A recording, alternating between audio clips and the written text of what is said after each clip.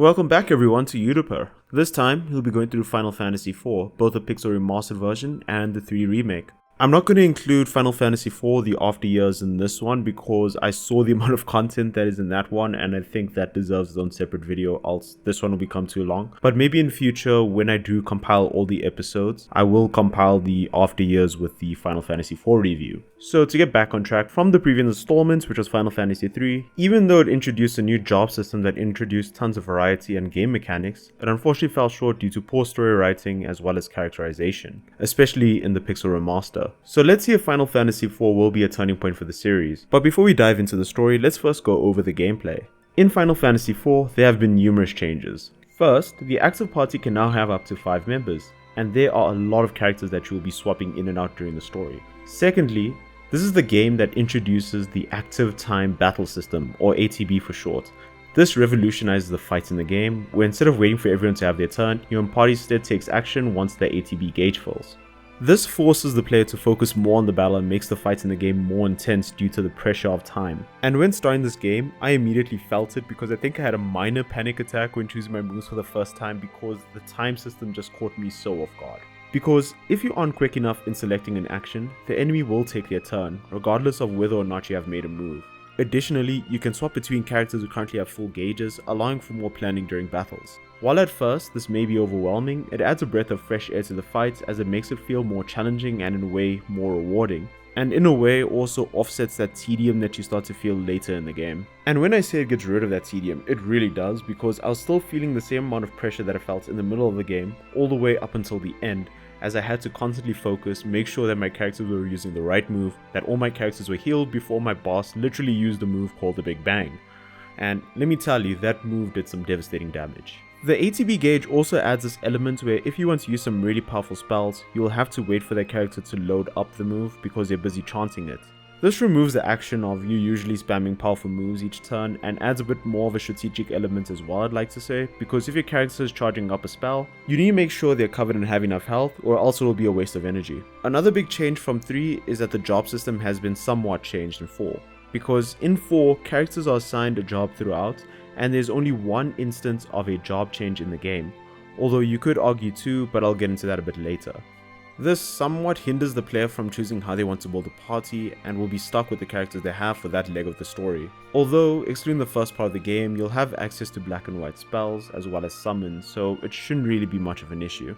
Another big thing that is introduced in this game is that you can no longer buy spells to learn them. Instead, characters will learn magic as they level up and reach certain levels.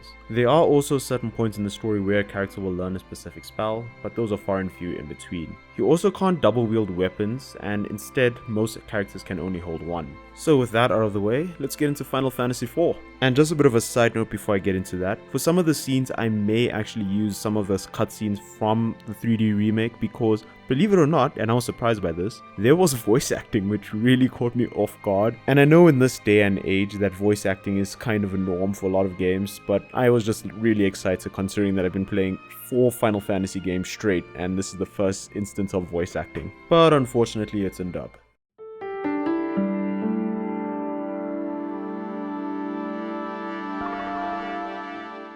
When starting a new game, we are thrown straight into the opening cutscene with a fleet of airships heading to an unknown destination with some foreboding music playing in the background. We then cut to our protagonist, Cecil, the captain of the Red Wings and a Dark Knight from Baron. The Red Wings are returning home to Baron after a somewhat successful mission in Mysidia.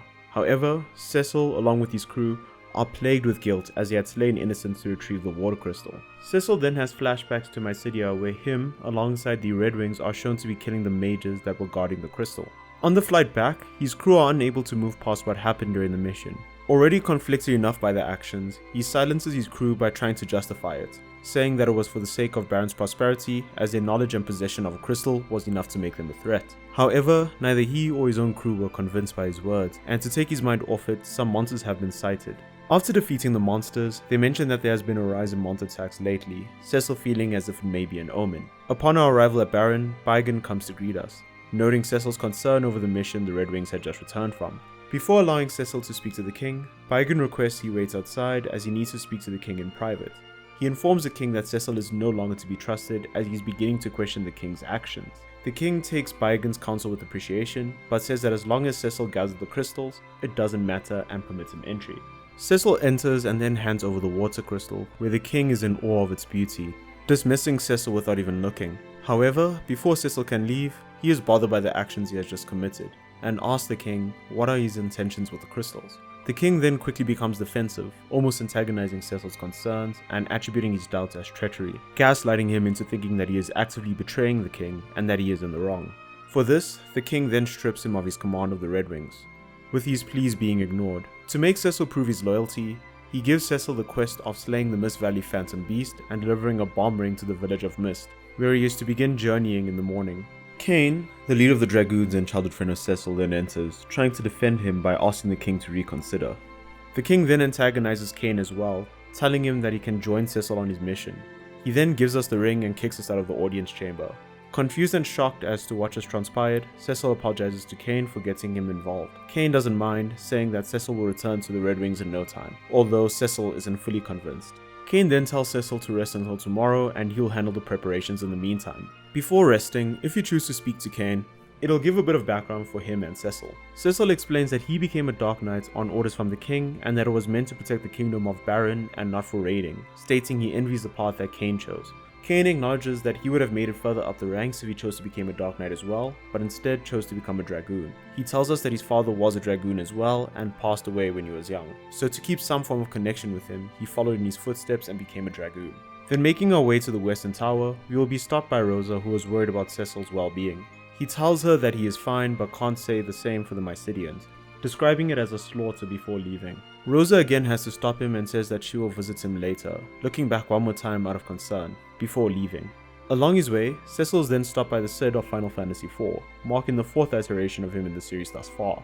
He tells Cecil that Rosa has been worried about him and not to make her go through that again. He then asks about the conditions of the airships he gave the Red Rings, but before going further, he notices that something is bothering Cecil. Cecil reveals to Cid that he is no longer the commander of the Red Wings. Cid, outraged by this, says the Red Wings will become a mess without him.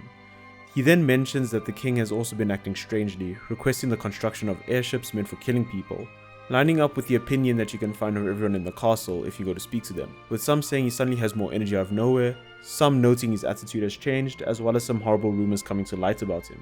On our way to the room, we can also find the Red Wings drinking their sorrows away as they are trying to forget what happened in Mysidia. Upon finally reaching his room, Cecil sits upon his bed, bothered by the king's change in attitude and obsession over the crystals. He is conflicted, as he feels to confront him would be akin to the betrayal of the knight who raised himself and Kane like his own sons, saying that he will not betray the man he has admired for so long. Rosa then enters the room, voicing that she is worried as he had only returned from Mysidia, only to be going to Miss the next morning, stating that it's all too sudden for her. After some budging, Cecil finally reveals to Rosa that he is struggling to accept what happened in Mysidia, and that this is his fate as a Dark Knight, afraid that he'll soon stop feeling remorse for his actions. Rosa then tries to comfort him, but he is unswayed as he sees himself now as a coward, unable to defy the king. Rosa then stands and looks away, and says that the Cecil she loves wouldn't whimper like this. Struggling to continue, she then changes the topic and asks about his journey to Mist in the morning. He reassures her he will be fine as Kane will be joining him. She then wishes us well before leaving. Cecil thanks her but says to himself that as a Dark Knight they can't truly be together, fading to black. In the morning, Cecil meets with Kane, eager to start their journey. As they walk out, text then scrolls on the screen and reads as follows. And so, the Dark Knight Cecil was stripped of his command as captain of the Red Wings. He and the Master Dragoon Kane head for the Foggy Valley and the village of Mist. The advent of the airship marked the realization of Baron's dreams, but also the birth of its militarism. With its Royal Air Force, the Red Wings, Baron soon reigned supreme. Now, as monsters multiply and stir unrest, Baron only exploits its power to collect the world's crystals. Why? The crystals merely shed their light in silence. Before heading to Fog Valley, we can quickly stop by the city of Baron to speak to the residents there. When speaking to them, we find there is mention of the king only recently telling the soldiers to follow the way of the Dark Sword, and often get comments about Cecil looking threatening or like a bad guy. Additionally, you can meet Rosa's mother, who tells Cecil to leave Rosa out of the king's plans. We can then also enter Cid's home, where his daughter tells us that Cid has been working excessively, requesting that they ask him to stop, as he is becoming difficult. What's worse is that he's even arguing with some of the townsfolk, trying to protect the king from those bad-mouthing him. Leaving Baron and then heading to the Mist Cave, we will then have to fight our way through to find the Phantom Beast. Eventually, we'll get a warning from it to tell us to stay away. Choosing to ignore its warnings, the Mist will then come together and take the form of the Mist Dragon. This is an interesting fight, because during the fight the dragon will disperse into mist and we'll have to wait for it to return to its physical form before we can do any damage. And after defeating it, we are then free to complete the second leg of our quest, delivering the bomb ring to the people of Mist. Upon entering the village, the ring will immediately begin glowing and monsters will spawn out of nowhere, destroying the village. This shows that Cecil and Kane were meant to be sacrifices to raid the village without them being aware. Cecil and Kane, in shock and disbelief, then hear the cries of one of the villagers. Rushing over, they find a small girl crying over the corpse of her mother. She then tells us that her mother died because of the Mist Dragon's death. Both Cecil and Kane then come to the realization that this village is home to the summoners, and the king meant to kill all of them. Cecil then realizes and tells Kane that they killed the girl's mother by killing the dragon. Overhearing this, the girl then backs away slowly, scared. Cecil tries to calm her down by saying he didn't know what would happen, but Kane, accepting the situation, tells him that the girl needs to be taken care of or else they'll face the consequences instead. Cecil, saying that she's just a child, refuses to carry out any more meaningless slaughter, readying himself to fight Kane. But before it gets to that, Kane tells Cecil to relax as he is on his side and refuses to disgrace the Dragoons any further. Kane then tells him that they will need the support of other kingdoms and that they need to get Rosa out of Baron. Cecil tries to thank Kane, but Kane says that it isn't for his sake. Before they leave, they try to take the girl with them to somewhere safe. However, she's still angry over her mother's death and refuses to go. We then enter a battle with her, where she summons forth Titan out of anger, causing a landslide and separating Cecil and the girl from Kane. Waking up and getting his bearings, Cecil is glad to see that the girl is safe. He then looks around for Kane, but he is nowhere to be seen, and Cecil can only pray that he is alive. He then leaves, looking for a safe place for both of them to be able to rest. Moving away from the landslide and heading to the northeast, Cecil will come across the desert town of Kaipo. Upon arrival, Cecil will then head to the inn, where the innkeeper, concerned over the girl's well-being, allows us to stay free of charge for the night. Cecil then tries to check up on her, but she refuses to speak. He then apologizes to her about the death of her mother, understanding that she may never forgive him, but he still vows to protect her. While resting that night, the Baron's soldiers then enter, telling Cecil to hand her over so that they can annihilate her. Seems a bit excessive, but alright. Cecil then refuses to hand her over, thus entering a fight with them. So, a bit of a tiny heads up, if you want to make this fight a bit easier, I would recommend killing the general first, because after he's defeated, the soldiers will then be confused and are much easier to deal with. After defeating the soldiers, Cecil checks on the girl. She finally speaks to him, asking if he is alright.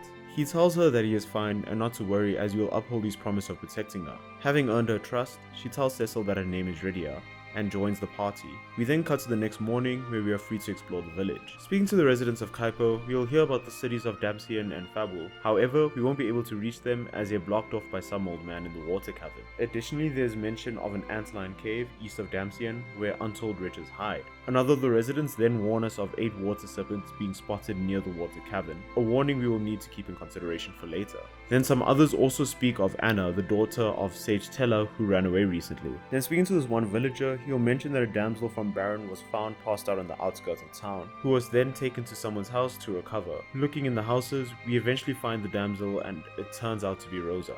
Running over to her, she only mumbles Cecil's name and is unresponsive.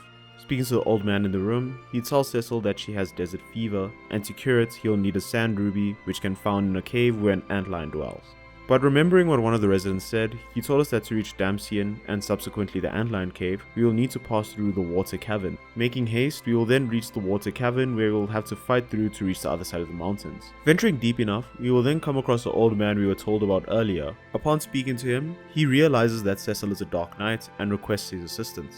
Inquiring further, he tells us that he must get to Damcyan to rescue his daughter from a bard that seduced her, and senses an ill omen. Cecil then realizes that this is Sage Teller, and while he confirms this, he also notices that Rydia is a summoner and will be able to provide even more support. He then warns us of a monster that dwells in the cave, which is resistant to magic, possibly the 8 water serpents that Cecil was warned about earlier, saying that with their combined effort they'll be able to defeat it. Sage Teller then joins our party. While venturing deeper, the party decides to stop and camp so as to regain their strength. Cecil and Teller then discuss Rydia while she is asleep, Teller speaking to Cecil about her potential, saying that she'll be able to master many spells with proper training. He then reminisces, saying her sweetness and innocence reminds him of his daughter Anna when she was at the same age.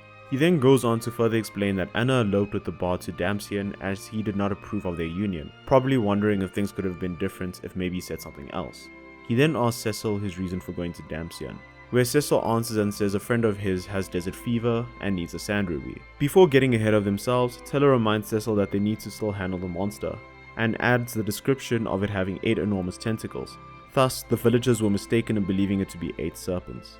Before ending the conversation, Teller again makes mention of the troublesome feeling he has been having, hoping that his instincts are incorrect. Eventually traveling far enough, they then reach the monster and enter a fight with it. This was another interesting fight for me, as you'll have to defeat the Octo Mammoth, where its health is indicated by the amount of tentacles it has left. Upon defeating it, the party is now able to pass through the waterfall and enter Damcian. Heading to the castle, a cutscene then plays out where it's attacked by the Red Wings. Rushing towards it, we see that there are barely any survivors, and the castle is littered with corpses and debris. Reaching the top, we will find a lone woman, lying motionless in the center. Teller, in shock and anguish, realizes that it's Anna, his daughter, and his reason for traveling so far, rushing towards her. The bard then walks out. Seeing Teller at Anna's corpse, he begins backing away, either out of fear or disbelief. Teller then notices him and attacks him immediately, blaming the bard for Anna's death. During the fight, the bard doesn't fight back, begging for Teller for forgiveness as he is telling him to stop. Anna then speaks, asking them both to stop fighting, where Teller snaps out of his rage and runs back to her. She tells her father that Edward is the Prince of Damcian and apologizes for running away, as both of them were in love. She still didn't feel comfortable without his consent, so she was heading home until they were attacked by the Red Wings and their new commander, Golbez, a name unfamiliar to Cecil.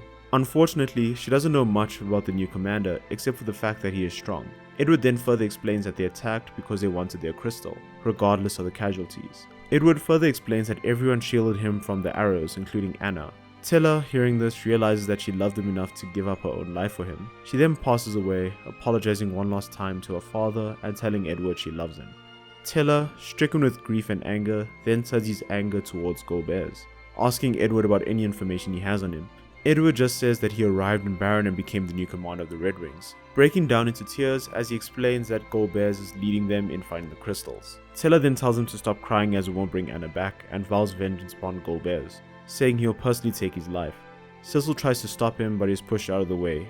Teller saying that he doesn't need anyone's help in taking him down, leaving the party. Edward, still grieving, is then told by Rhodia to stop crying as he is a grown-up and is not meant to cry. She then tells him that she lost her mother but is not going to cry anymore. Edward, still in grief, ignores her words and tells her to leave him alone as he doesn't intend to ever leave her side.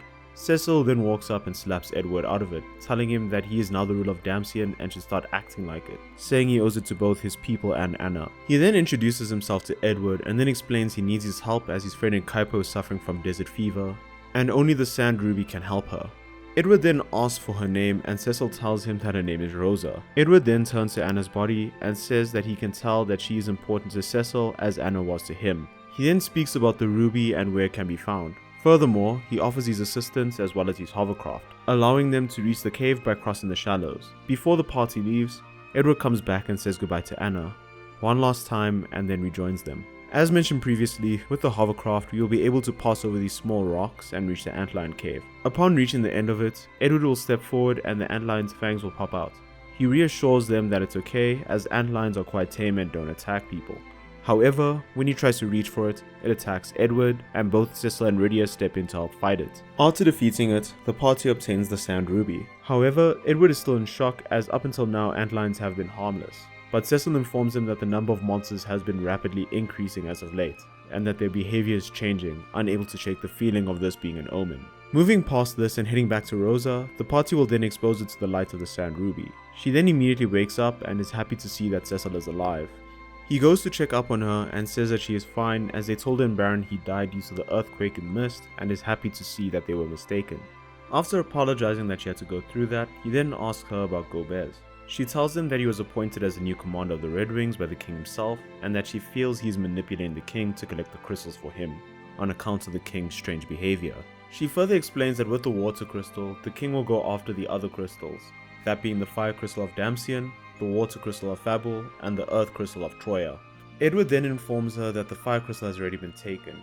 Realizing he forgot, Cecil then introduces the rest of the party to Rosa and says he wouldn't have been able to get the Sand Ruby without their help. Rosa then thanks them for their help and tells Cecil that they need to get to Fable as it could be their next target. Edward then interrupts, saying that they won't be able to reach it as it is blocked by a thick wall of ice, Rosa then looks to Rydia, asking if she can use the black magic fire to melt it since she is a summoner. Rydia then says she can't use it, and Rosa is surprised as it's an elementary black magic spell and that she herself can't use it as she is a white mage and can only cast white magic. Rosa then gets ready to join the party on their travels, but Cecil protests against this as she's still recovering and would be dangerous. But he is then stopped by Edward, who explains that Rosa only wants to be with him. He then accepts this on the condition that she gets as much rest as she can that night, and then joins the party. On that same night, Edward sneaks out and plays a sorrowful tune on his harp, still grieving for his dead lover. Unfortunately, he's then interrupted by a Sahagin that attacks him. While fighting back, Anna's soul then appears to him, telling him that he needs to fight and believe in himself. After defeating the monster, she tells him she needs to leave for a better place. But before she leaves, she tells him he needs to stop Golbez and fight for his people. Then after she is gone, Edward is then reinvigorated, planning to keep his promise to his beloved, but unsure as to how to accomplish it. We then cut to the morning where the party begins to make their way to Fabul. Using the hovercar to reach Mount Hobbs, they will then come across the wall of ice that Edward previously mentioned. Rosa then goes to Rydia and asks her to cast fire, but she refuses as she still has trauma from the destruction of Mist. Rosa then comforts her, telling her that she's the only one who can do this, and if she doesn't, more people can get hurt and that she needs to be brave. They then all encourage her, and with their support she is able to overcome her trauma and use the fire spell, unlocking it also for use in battle. With the ice out of the way, everyone thanks and cheers for Rydia, she no longer being affected by what happened in Mist. The party will then climb to the top of the mountain, where upon reaching it, they will find a lone Fabul monk fighting against monsters. He is able to stand his ground until he is unfortunately confronted by a mom bomb, leading to the party intervening. The party then enters a fight with the mom bomb, where this monster can split into mini bombs if not defeated quick enough. Defeating the monster, the monk will then thank us and introduce himself as Young, the High Monk of Fabul. He explains that he was on the mountain training with his men, but they were all killed by the beast's attack. The party then introduces themselves and warn Yang that Golbez of Baron is after the crystals. They further explain to him that Damcian's fire crystal was taken with ease and Fabul may be next. Taking this warning seriously, Yang then tells them that they are already at a disadvantage as the only monks left are students, making them morally unprepared to defend the crystal. They then mention that Golbez may have been behind the attack and offer their assistance to Yang to defend the crystal. After some convincing, he then accepts our help and joins our party. Leaving the mountain and making our way to Fabul, we can then explore and shop for items before speaking to the king. There honestly isn't much to find, where the most you can do is meet Young's wife and that's about it. Speaking to the king, Young warns him that they need to prepare for Baron's attack. However, the king is unconvinced by the information, asking Young if they can trust the Dark Knight and his companions, but Young still vouches as they had saved his life. Edward then interrupts and greets the king. The king then recognizes him, and Edward continues and explains to him about what happened to his kingdom and says that the tragedy at Damcian cannot be repeated in Fabul. The king, then taking Young's word, apologizes and orders him then to prepare his men for battle. The king then asks Edward and Cecil if they'll be able to help. Saying yes, the party gets ready to defend Fabul, Rydia and Rosa being assigned to assist the medics in the clinic, whilst the rest are sent to the front lines. We then cut to the front of the castle where Cecil, Young, Edward as well as the other monks get ready for the attack. We then enter a gauntlet of fights where after each one, the party is pushed further and further into the castle due to Baron's military might. Eventually, making it to the throne room and locking ourselves in, one of the monks then unlocks the door, revealing to be a monster in disguise. Defeating him and making it into the crystal room, Cain then enters. Cecil, surprised to see him alive, then runs up to him, happy to have his friend assist in battle. Unfortunately, Cain is not there to fight against, but for Baron, charging Cecil. We then enter a fight with Cain, where Cecil is confused as to why Cain is attacking him. Regardless of what you do, Cecil is defeated. Young then tries to stop Cain from delivering the killing blow, but Cain is then interrupted by Rosa, who enters along with Rydia. He stops and sees a shock and disbelief on her face, unable to follow through with his attack. A voice then asks why Cain is hesitating. Then a man in dark armor enters the room, revealed to be Golbez. He tells Cain to never hesitate to kill, using Cecil as an example.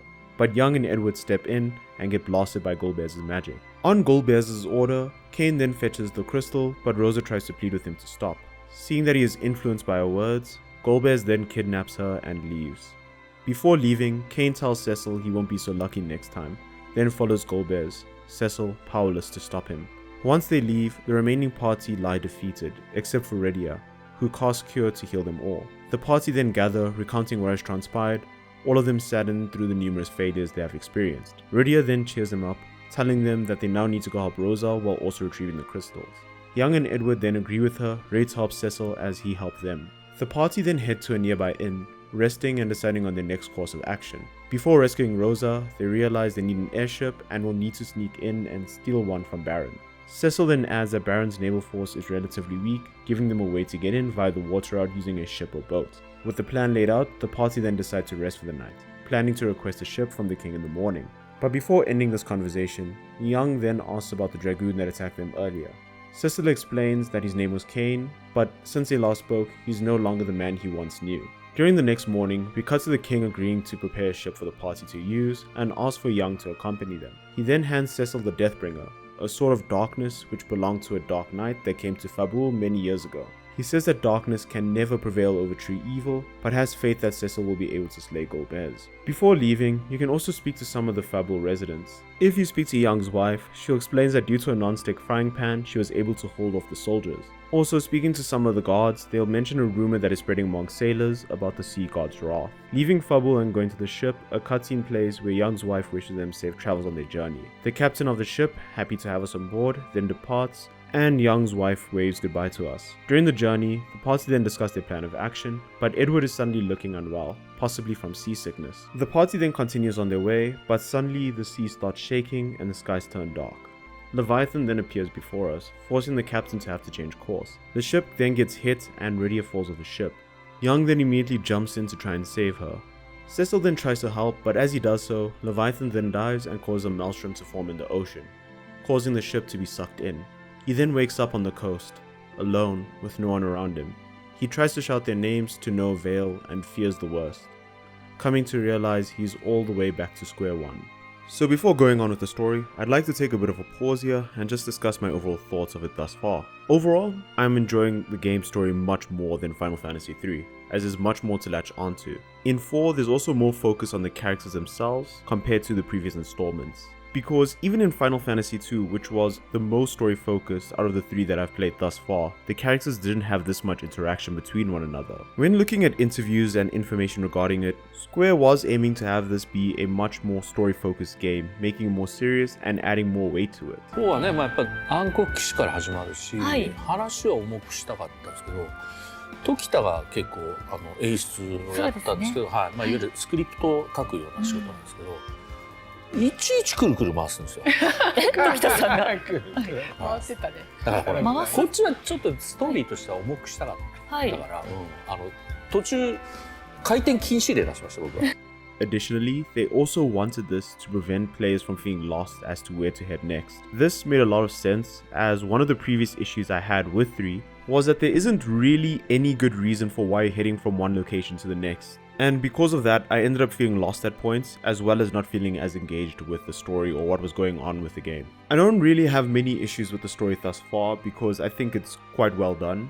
The only issue I do have that I did see as a bit of confusion was around why Kaipo didn't have any spare sand rubies in case someone had desert fever, because they are a town in the middle of the desert, so they are most at risk of, experiencing it. Because throughout the interactions, they didn't say they were rare nor that it was difficult to obtain. In fact, it's just that royalty were the ones that could obtain it, and prior to the events of Final Fantasy IV, the antlions that were guarding them were quite tame, making it easy for them to just go collect it. What possibly could be the reason is that maybe the royalty of Damcian were always busy, and there were a few cases of desert fever, meaning that it wasn't urgent to really stockpile them. I wouldn't go on the idea of it expiring, as when the party obtained it, there wasn't really any rush to it expiring, but the rush was mainly driven by helping Rosa. Just to quickly talk about the 3 remake as well, compared to the Pixel Remaster, it is a bit of an upgrade because, as I mentioned previously, one of the big differences in the game is that the 3D remake actually has voice acting, which again surprised me. To add more, when pausing the game, a thought bubble will appear over each character's head, telling the player what each of the characters in the party are currently thinking about.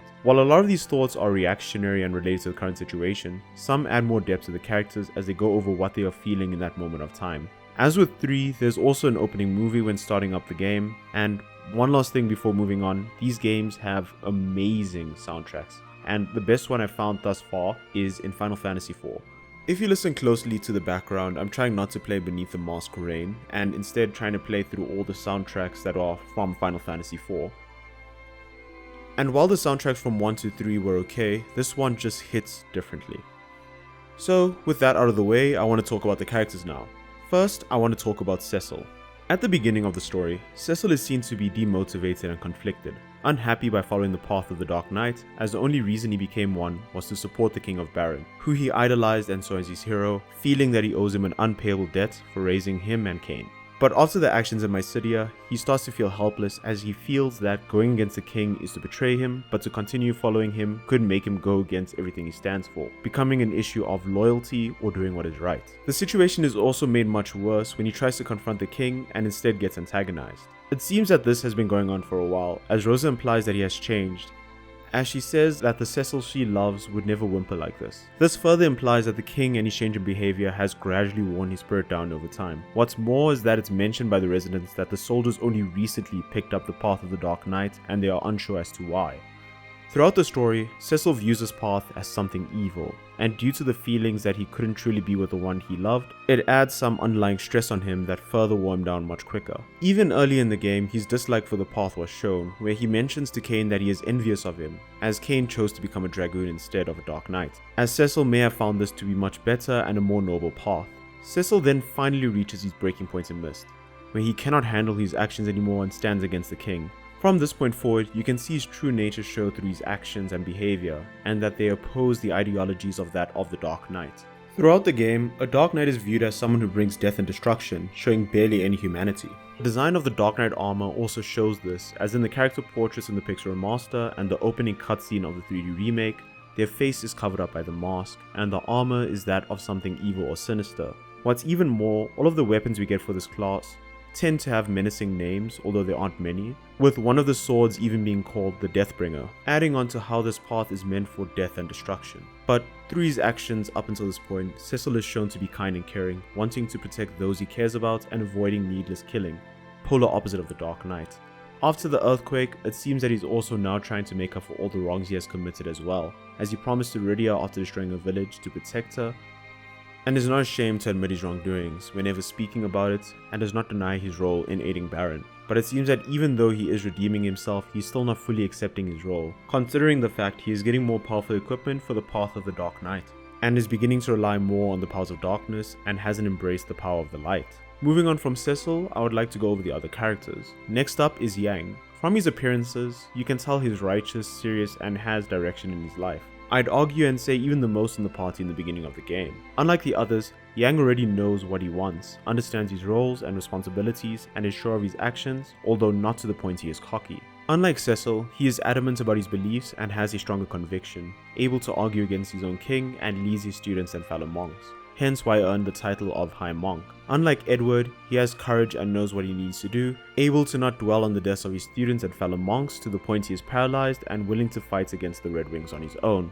And unlike Rydia, he has more experience, but that's just mainly due to age. While this doesn't make him superior, it does show that he is at a point in his life much further than those in the party. And then moving on to Teller, while there isn't much to say about him, there is maybe some questions regarding his abilities in the game thus far, where he's able to use both black and white level magic spells, even some of the advanced ones like Blizzaga, indicating that he may be a sage similar to the ones in Final Fantasy III, where they are the masters of all forms of magic. Next is Rosa. While there isn't much to add about the character herself, it would be best to look at her and Cecil's relationship. Throughout the story, it's shown that they are quite close, as it's mentioned that she only became a white mage to support him on his adventures. The strength of the relationship is further emphasized when Rosa hears that Cecil may have passed, causing her to become worried and head to Mist on her own through the desert, risking her life and being struck by desert fever. On the opposite end, when Cecil finds that she is sick, his number one priority is saving her. Furthermore, he always puts her safety first, protesting her joining him on his journey as it may be dangerous, not realizing she just wants to be with him. Unfortunately, there isn't much to say about Rydia or Edward, as currently, Edward is trying his best to help stop Golbez and is working on himself to come to terms with Anna's death and uphold his promise of being brave for her.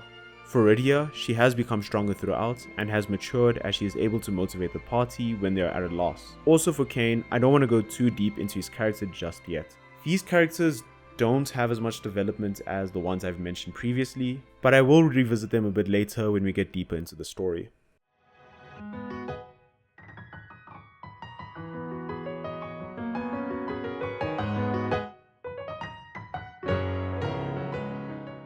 Returning to the story, Cecil will arrive at Mysidia, the location in which he raided at the beginning of the story, slaughtering the innocents as the leader of the Red Wings. Speaking to the residents, they remember him and aren't too fond of his presence, reminding him of the pain and suffering he caused when he last visited. Heading to the manor of prayers and speaking to the elder, he asks Cecil why he has returned. Cecil reintroduces himself and mentions that he is the former commander of the Red Wings, explaining that at the time, he didn't have the courage to go against the king of Baron. Unfortunately, his words fall on deaf ears as the elder tells him that words will not bring back their dead. However, he senses a change in Cecil and offers to listen to him. Cecil then explains what happened up until Leviathan attacked them to the elder, which in turn he responds that this may be a test for Cecil to prove himself worthy. He then tells Cecil that he has come to rely too much on the power of the Dark Knight and instead needs to fight with purity, and so to do that he will need to head to Mount Ordeals to turn his dark sword into one of light. Cecil, impatient, says there's no time for that as his friends are in danger, but the elder warns him of it, telling him to be patient as he is destined for a great fate. Before sending him off,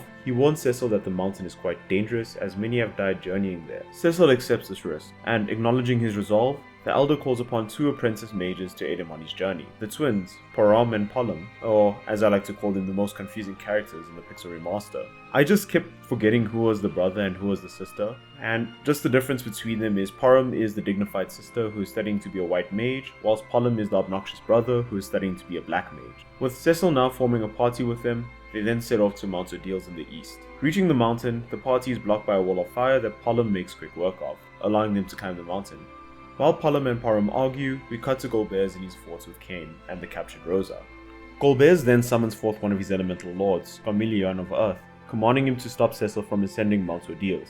He further explains that since Cecil is a Dark Knight, the opportune time to strike him down would be now, as his sword is useless against the undead, Scarmillion's specialty. After Scarmillion leaves, Cain warns Golbez not to underestimate Cecil, and asks for a second chance to fight Cecil instead. But Golbez denies him, telling him to be grateful that he spared him after his first failure. Then returning to Cecil's party, as they ascend the mountain, they eventually come across Tella. They then speak to one another, but Tella explains that he is on Mount Ordeals to obtain the legendary spell Meteor, while Cecil is there to become a paladin. It's also revealed to us that the twins know of Tella, as he is a renowned sage and warn him that Meteor requires a significant vitality, and for a man at his age, it will lead to death. However, he knows of the consequences and is willing to accept it as long as it helps him take down Golbez. Cecil then catches him up on what happened since they last departed, and explains that he cannot defeat Golbez with the dark sword, and this is also his chance now to renounce it, describing it as a hateful thing. Seeing that their goals align, Tella then rejoins the party. While climbing the mountain, you'll also notice an abundance of undead enemies you'll have to fight, similar to previous installments, using healing spells and then does some decent damage, so just keep that in mind. Reaching the summit, Tella then senses an evil presence, and Scarmillion reveals himself and attacks the party with his undead monsters. After defeating him and crossing the bridge, it will turn out that he is still alive, I think, or is it undead? I'm not really sure. He goes on to explain that upon death, his true power is revealed and surprise attacking us in a new hideous form. By the way, if you haven't experienced a back attack up until this point, this fight will be treated as one, and during a back attack, the enemy will attack first and your party formation will be inverted. So make sure just to address this as your support and back row will be exposed. Upon his defeat, Cecil will then be able to interact with this glowing stone. He will then hear a voice that says, "My son," teleporting them into a room with a large mirror opposite them. The voice will then tell Cecil that it has long awaited his arrival. Entrusting Cecil with its strength, it says that its pain will only grow, but there's no other way. A sort of light then appears before Cecil, and upon touching it, he is then enveloped in light and becomes a paladin, with the words reading, "Break from your past and overcome the darkness. Only then will you receive the holy power," telling him then to defeat the Dark Knight within himself. Turning around, a reflection of Cecil when he was a Dark Knight will then walk out of the mirror. The party will then be surprised by it, but before they can understand what's happening, the doppelganger attacks Cecil, with Cecil telling them to stand back as this is his fight alone. During the battle, Cecil will be told that a true paladin would sheathe his sword. After the battle, the spirits will then congratulate Cecil, telling him he has done well, and that now its spirit will become light, and that light shall be Cecil's strength, telling him to use it to stop Golbez. But before he is done with the spirit, it disappears and his real reflection comes back. The rest of the party then quickly check on Cecil, amazed that he finally became a paladin, but Cecil is unsure as to why he's feeling a strong sense of familiarity. Before he can understand this feeling, Tella then interrupts them, saying that he has remembered his spells, and that the light somehow broke the seal of them. The twins then realize that they can also reveal their secret to Cecil, but Tella interrupts again, saying that it's time to face Golbez, proclaiming that he is Doom himself. They agree then to go to Baron, but Cecil is still plagued with questions, with the most pertinent being why it called him son. With Tiller now remembering his spells, he'll now be able to use more forms of magic to support the party during battle. Additionally, as a paladin, Cecil will now have the cover ability instead of darkness, where he'll be able to protect teammates from damage during battle and will himself be able to use white magic, albeit not having access to high level spells, even near towards the end of the game. With this newfound power, the party returns to the Mysidian Elder. Param and Palom will then share with him that Cecil passed with flying colors, and the Elder then apologizes and explains to confuse Cecil that he sent the mages to spy on him. But he doesn't hold it against them and understands. As the Elder congratulates him, he notices the sword he is holding, immediately asking where he obtained it. Upon closer inspection, the Elder confirms that it is inscribed with the words of an ancient Mysidian legend that reads as follows: "One born of a dragon, bearing darkness and light, will rise to the heavens over the still land. The moon's light eternal brings a promise to earth with bounty and grace." Although in the 3 remake it reads a bit differently. "Birth from womb of dragon's maw, and born onto the stars, by light and darkness cast aloft, our dreamtide oaths resworn. Moon is swathed in ever light, nearer again to no eclipse, earth with hallowed bounty reconciled." The Mysidian legend seems to be referring to Cecil. I'm assuming the dragon could be referring to his time in the Red Wings, where Cecil was the commander, and dragons are often depicted as bringing destruction, which was what he previously did when working for the king. Then the line bearing darkness and light could be referring to his journeys as a dark knight and as a paladin, as both heavily represent dark and light respectively. Then rising to the heavens I am unsure of, but could possibly be him rising towards the light, because before this he was a dark knight and mentally he was dreading his own actions and mistakes. But with the power of the paladin he will redeem himself and save the world. In a sense, ascending. Then returning to the story, Cecil expresses his concern and asks why did the light call him son, but unfortunately the Elder is unable to answer. The Elder then further explains that the legend still remains a mystery, and that the Mysidians have prayed for someone who bore the sacred light, suggesting that in reality they may have been praying for Cecil. Tella then becomes impatient and interrupts, saying that they must go now and defeat Golbez. The Elder then recognizes him and is surprised that he's there. Finding out that the seal on Meteor has been lifted, he concludes that the world is on the brink of change, and upon learning of Tella's intentions, he repeats the twins' warnings and tells them not to fight for revenge. After accepting that Cecil and Tella may be strong enough to stop Golbez, he grants them access to the Devil's Road. So just a quick explanation, Devil's Road is a war point between Mysidia and Baron, but due to a recent incident it was closed off. It's not clarified if this is prior to the events of Final Fantasy IV or if it was just because of Baron's attack, but I'm assuming it's the latter. Then returning to the story, before going to Devil's Road, the Elder relieves the twins of their duties and tells them that they can return to their studies. However, they refuse, throwing the Elder's words back at him and saying that they should help him in any way they can. Acknowledging their achievements on Mount Ordeals, he then permits them to travel with Cecil, telling him and Tella to take care of them. Then entering through this door here, the party will then be teleported to the gateway located in the village of Baron. Unsure exactly how to enter the castle, the party can then explore the town and speak to the villagers. Asking around, you'll hear of a strange monk with some soldiers, looking for something. Heading into the inn and going to the second floor, you'll find out that the strange monk they were speaking about was young. Although him with the soldiers remains a mystery, but for now, it's good to see that he survived the encounter with Leviathan. This is short-lived, as upon speaking to him, he won't recognize Cecil, and by him telling him his name, Young calls him the traitor knight of Baron, entering battle with us. All the meanwhile, Cecil is confused as to why Young has turned traitor. Defeating the guards and subsequently Young, he will then wake up confused about what just happened, explaining that he cannot remember anything after the events with Leviathan. Teller surmises that he had a bout of amnesia, leading to Baron taking advantage of him. Inquiring then about Rydia and Edward's whereabouts, Young tragically informs the party that Rydia was swallowed by Leviathan, but Edward's fate remains unknown, which kind of makes sense because he jumped into the ocean and Cecil himself was with Edward last.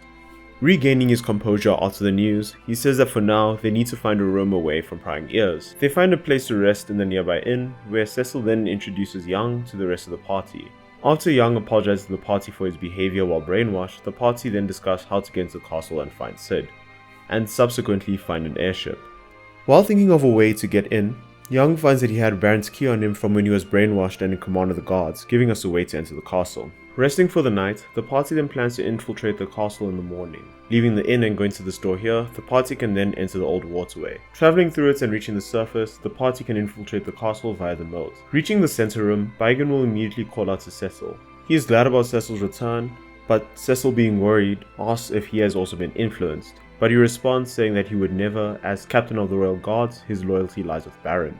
Asking about Sid, Baigan tells the party that he too was looking for him, but his men were attacked, leaving him as the only survivor. Cecil, glad to see that he has an unexpected ally, then requests him to join, which he gladly accepts. However, before they get too far, the twins figure out that Baigan is pretending. Cecil, shocked by this, asks if he too has betrayed Baron.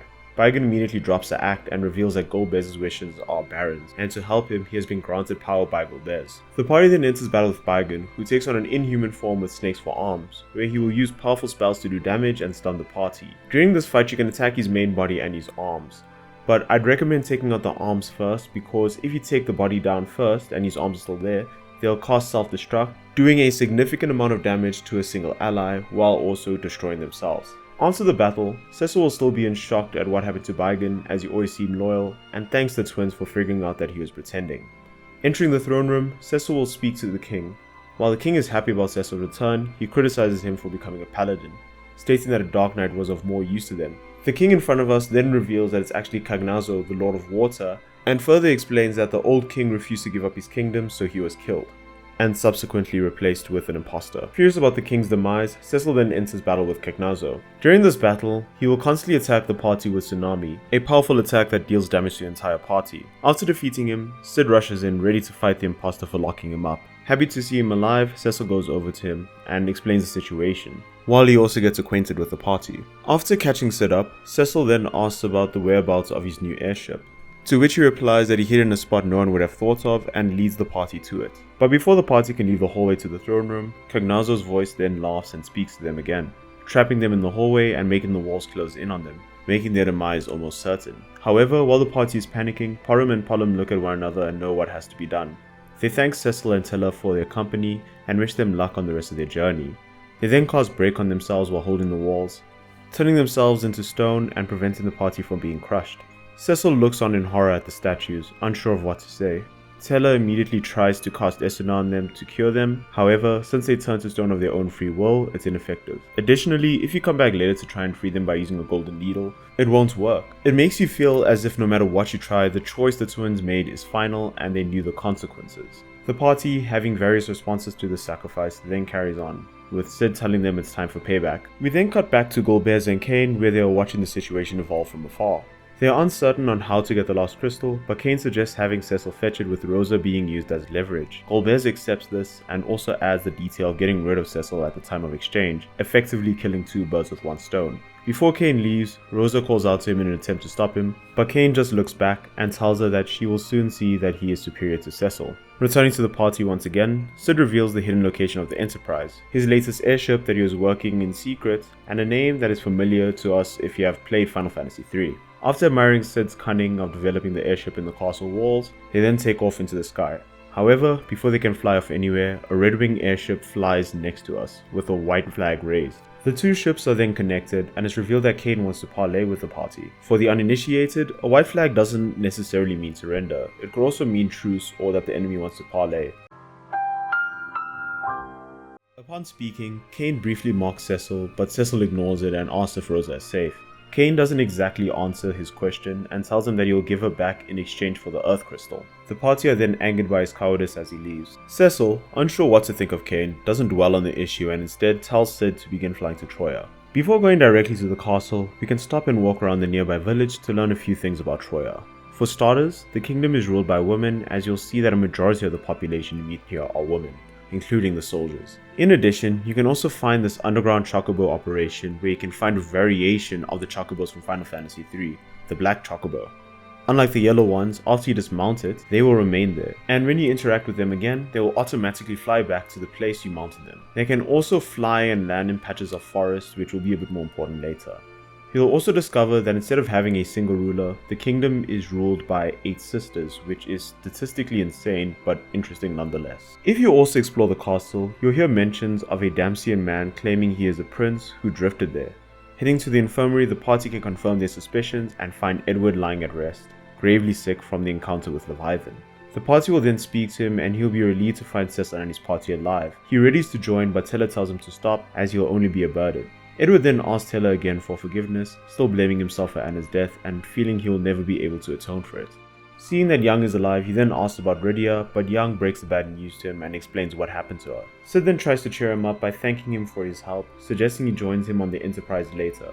Edward deduces that he must be Sid and realizes they have obtained an airship. Looking around, he then asks where Rosa is, and Cecil explains more of the situation to him. Hearing their plight, he mentions that the Dark Elf already has the crystal, although maybe we were supposed to head to the audience chamber before the infirmary because we wouldn't have known that yet. But upon hearing about the Dark Elf, Edward pauses and hands Cecil a twin harp, and saying that is the only way he can be of help right now. And before going off to sleep, he then asks Cecil to save Rosa. Heading to the audience chamber, the party can speak to the 8 clerics to find out that the Earth Crystal has already been stolen by the Dark Elf. They further explain that he is in a cavern northeast of Troya. Due to his weakness towards metallic weapons, he has also set up a magnetic field that will cause metallic weapons and equipment to hinder the party's movement.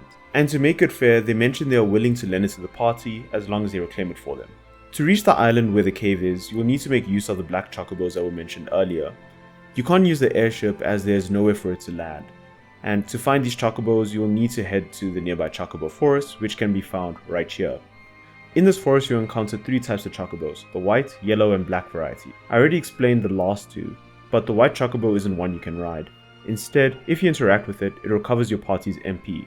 Using the black chocobo, the party can then reach the magnetic cavern. Upon entering, a small cutscene will then play, where the party will immediately feel the effects of the magnetic field. And just a bit of a heads up, they weren't kidding. If the party has anything metallic and they are in a battle, they will be stunned for the entire duration, and it will basically be a fight where you just watch your party go down one by one. This restriction mainly impacts Cecil, as nearly all weapons and equipment he has is metallic, meaning that he'll only be able to use the bow and arrows or fists. In addition, when unequipping or replacing armor, make sure to get rid of the rings, as they also count. Reaching the end of the cavern, the party will then come face to face with the Dark Elf, who somehow built a really clean crystal rim in this cave. Upon speaking to him, the party will then enter battle. Unfortunately, this is a battle where the party will be steamrolled, as the Dark Elf will spam powerful magic spells on the party. It will then cut to the party lying defeated, Cecil wishing he could only use his sword. We cut to Edward, who wakes up, sensing that Cecil and the party are in danger. He tries to get to his harp, but falls, still weak. The doctor and nurse rush to him, trying to stop him, but he pushes them aside, determined to reach his harp. Upon reaching it, he plays a tune. The tune then resonates with the harp, and the melody from Edward's harp is heard from the twin harp. The party recognizes it to be Edward's. Hearing it, the Dark Elf is in pain as the melody is torture to its ears. Distracted by this, it causes the magnetic field to be lifted, and the party is able to stand against once more. The game then gives us a chance to change the loadout of the party, equipping any weapons that we have, and upon speaking to the Dark Elf again, the party then enters a battle with it, where upon dealing enough damage, the Dark Elf will turn into a Dark Dragon. After defeating the dragon, the party thanks Edward and grabs the crystal. Returning to Troya, the party can speak directly to him. He is happy to see that the party has returned alive, and they thank him for his help. He explained that he heard the tune when he traveled as a minstrel, which is a fancy word for a medieval singer. He heard that it was used for warding off elves, so he tried it to see if it would work. Before being able to continue, he is interrupted by a surge of pain, and out of concern, Tilla rushes to his side. Before Edward could speak, Tilla interrupts him, saying that he finally understands what his late daughter saw in him, saying that Anna was fortunate to have his love. He then tells Edward to rest, as he'll do his best to avenge Anna for both of them. The party then pays their respects before leaving. Returning to the clerics, they will immediately gather around Cecil in celebration, but are interrupted by Kane's voice, where he instructs Cecil and his party to board his ship with the crystal. Upon boarding the Enterprise, Kane's airship will fly in. A meeting between him and Cecil will take place, where Cecil assures him that he has the Earth Crystal and asks where Rosa is. Kane tells him that she's in the Tower of Zot and instructs them to come aboard, where the scene fades to black as the airships fly up together. We cut to the party in a futuristic and scientifically advanced tower, where upon entering, they find that Kane has disappeared. Kane's voice then rings out through the tower, handing over the microphone to Golbez. I'm assuming it's a microphone. They do have this fancy scientifically advanced tower, so it's safe to assume they have an intercom system at least. Anyway, that aside, Golbez congratulates them for making it this far, and instructs the party to bring the crystal to him. He hurries them up by also suggesting that Rosa won't be safe for far too long, thus angering Cecil. As the party rushes through the tower to save Rosa, they will be stopped by 3 women called the Magus Sisters, who are servants to Baba Rixia, who is the Lord of Wind. And to reach Rosa, the party will have to enter battle with them. I don't exactly know how they work, all I know is that they cast Reflect on the middle one and spam powerful magical spells on her to reflect it back to the party. Just be sure to take down the middle one first also, or else you'll revive the other sisters. After defeating them, the party is free to progress even further into the tower.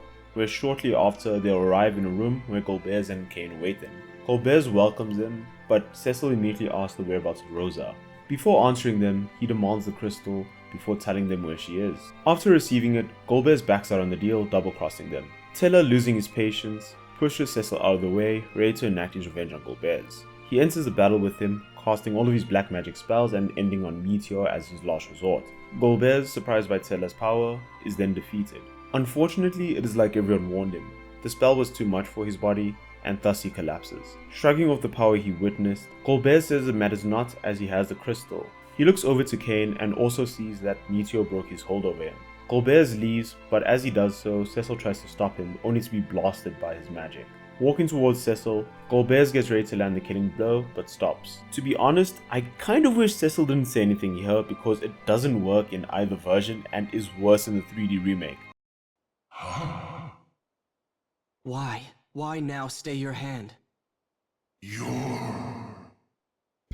Sorry, I just had to point that out because I sometimes think back to this during my day-to-day. Also, a piece of advice for writers, just because your characters can still speak, doesn't mean they have to take every opportunity to say something. But anyway, back to the story. Golbez is unable to act, vowing to settle this next time and leaves. Cecil, confused as to what happened, returns to his party to check up on Teller. They ask if he is okay and he tells them he is fine as it looks like Meteor has weakened Golbez. Returning to Teller, he says that he failed and regrets that he got lost in his own hatred. He tells the party to avenge Anna on his behalf and collapses, passing on. The party briefly grieves over his death, with Cecil vowing to avenge both him and Anna. The party get ready to look for Rosa, but before doing so, they can speak to Kane. Upon waking him up, he immediately apologizes for his actions, feeling a strong sense of remorse. Cecil then comforts him by telling him that he is not to blame as he was not in control. Kane then begins recounting his memories and realizes that they need to hurry to save Rosa as she is in danger. Rushing through the doors, Cecil immediately rushes in and saves her from a very brutal trap, I might add, that would have killed her if they were a second too late. The room grows silent as both look back in shock and then at one another. Rosa then embraces him after a long-awaited reunion, and after a bit, Kane apologizes again, saying that he was under Golbez's control and tried his best to stay near her. Rosa then invites Kane to help them fight, but he is unsure if he is worthy of joining them again.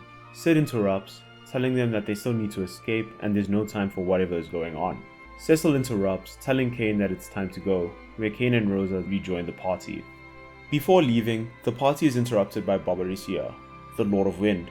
She expresses her disappointment with Kane for betraying them. He tells her that he was sick of siding with animals like them. Then with her aiming to kill them, the party enters battle with her. In this battle, Barbarisia mainly uses wind attacks to deal heavy damage to the party and can petrify allies with her ray ability.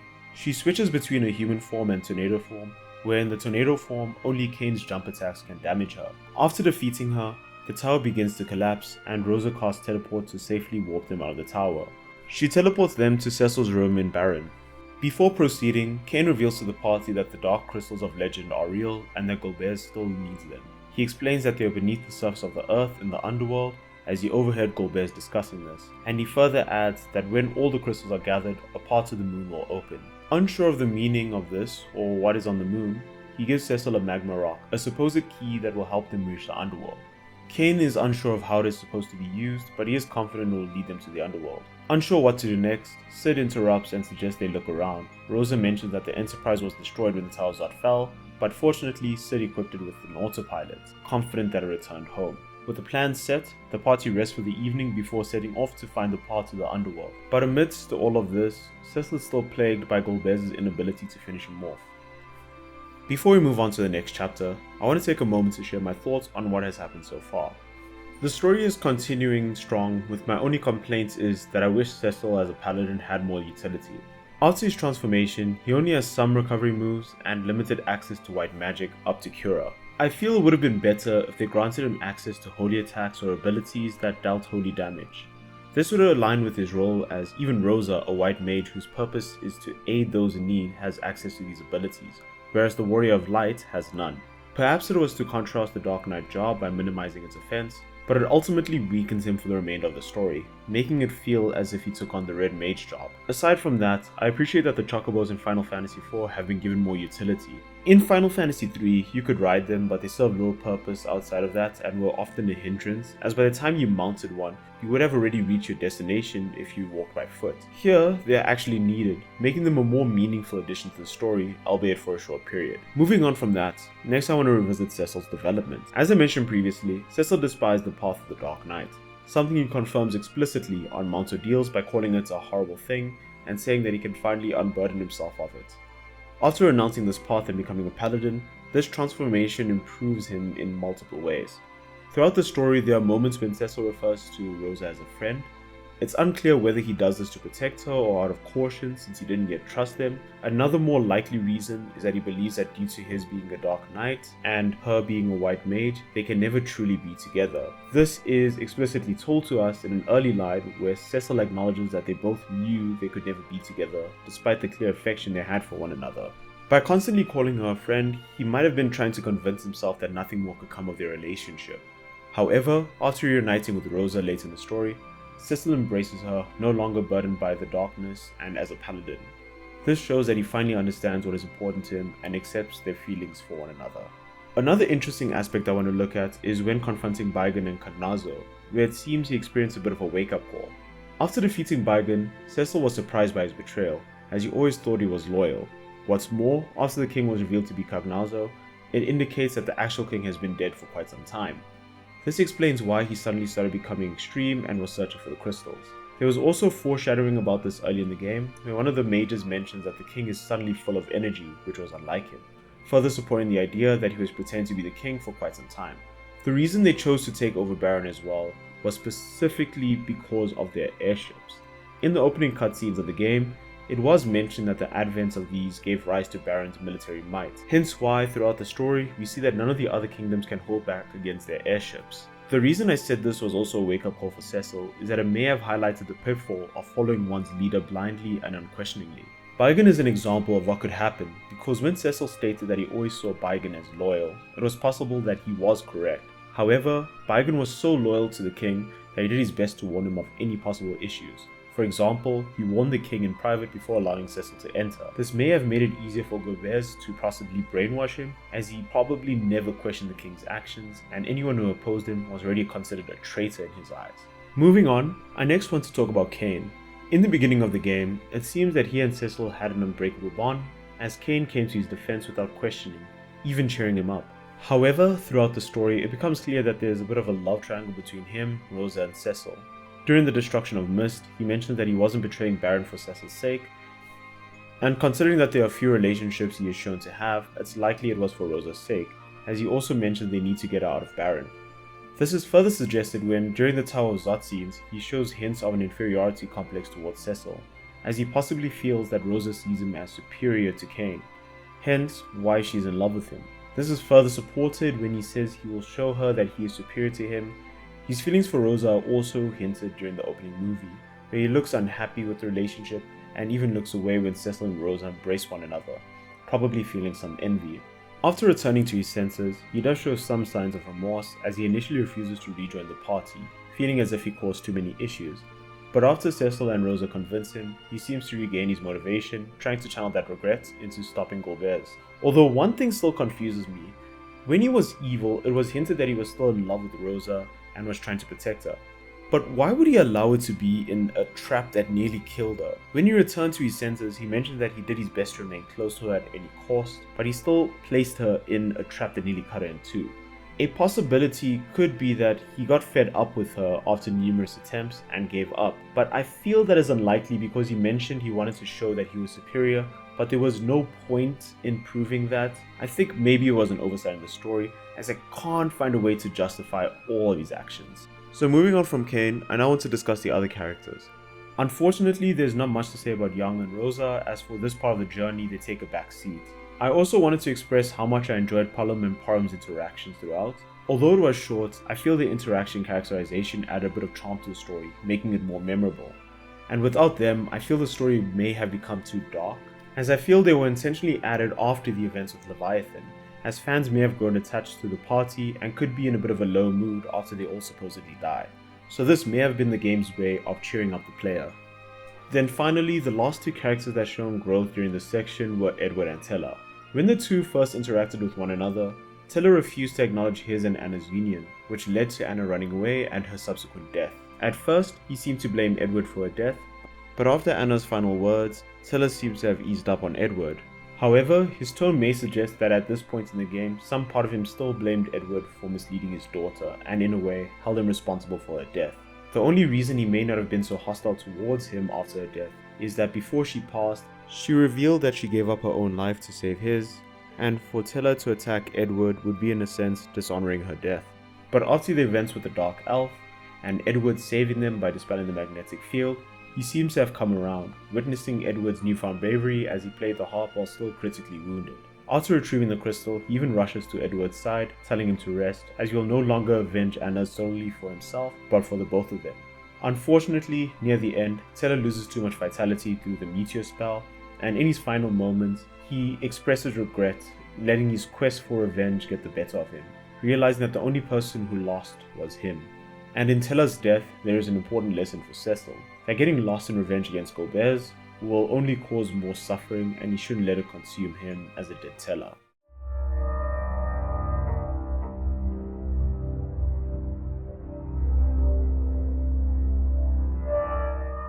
Returning to the story, there aren't many hints regarding where the entrance to the underworld is, so not knowing where to go, I decided to explore around Baron to see if there were any clues. Many of the residents will either be surprised or shocked that someone has been impersonating the king for so long. Some of the soldiers are also showing support for Cecil to take over. Speaking to this one guard here, they'll mention that they have been hearing the late king's voice underground. If you enter the eastern tower and go underground, you'll find his ghost sitting on a throne. He will then give Cecil a quest to find a summoner from the Land of Summons and bring them to him here, saying that only if they do that he will be able to help. Finding nothing else, you can leave the castle and start flying around the world. I eventually flew to Eblin Castle when looking for the entrance, and when you explore it you'll find that the castle was abandoned. In addition to that, there are plenty of treasure chests to find, but to get all of them, you'll have to find hidden passages as this place is full of them. But besides that, there is nothing else here to really find. Leaving and resuming the search, the party will eventually arrive at the village of Agat, a village where all of its residents are in some way a descendant of the dwarves. In the village, the party can also find the Corio Observatory, where they are currently focused on observing the moon due to some anomalous activity they noticed occurring on its surface as of late. They also make mention of there being two moons, where one is showing no signs of activity, whilst the other has shown traces of life, even turning into a reddish color, where the observer compares it to the color of blood. Taking a look through the telescope, we can see exactly what he means. Then heading into the local inn, the party can learn more about the underworld. One of the villagers mentioned that a reddish mass was swallowed by the northern crater. Another mentions that although Agat is peaceful, they do experience occasional earthquakes. Speaking to these elderly villagers, they also mention that their ancestors came from a crater from the mountains north of the village, but it is currently sealed. The old lady also tells us of a saying in Agat that when the Shining Stone is returned, the path home will be revealed. The Shining Stone being the magma rock the party received from Cain. Where it needs to be returned is not clear, but at least the party are on the right track. Going to the center of the village, this villager in front will mention that this well has been there for generations, so much so that the residents do not know how deep it goes. Going through the doors behind him, the party can interact with the well and are given the option to drop anything inside of it. Selecting the magma rock, the sky will turn red and a massive explosion will occur in the mountains to the north of Agat. Taking the airship and interacting with the crater, a cutscene will play where the party enters it. Upon reaching the bottom, the party will have found the underworld that Cain mentioned. While flying, the party will find that the Red Wings are already there and are at war with the citizens. Unsure as to how they got there before the party, Sid attempts to break through the front line. But unfortunately, the Enterprise gets caught in the crossfire and has to make an emergency landing.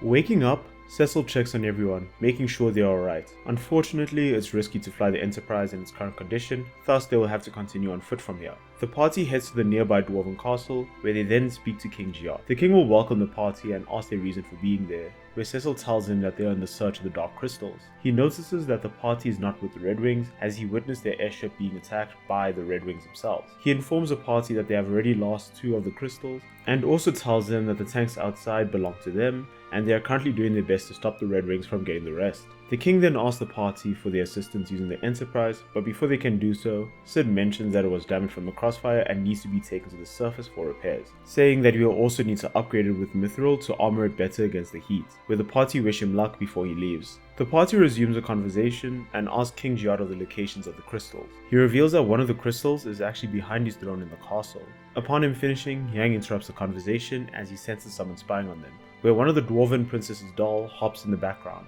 King Giot, troubled by this, immediately orders for the doors to the crystal to be opened, and the party rushes in, where the door is then locked behind them to prevent the crystal from being stolen. Upon their arrival, the party finds a room littered with dolls. After a creepy dance scene with them, they tell the party they work for Golbez, and as a gift, they will kill us, initiating a fight. This fight has two stages, where after defeating a set of puppets, the rest combine and form Calcobrina, who will deal physical damage and use Confuse on the party, so just be careful of that.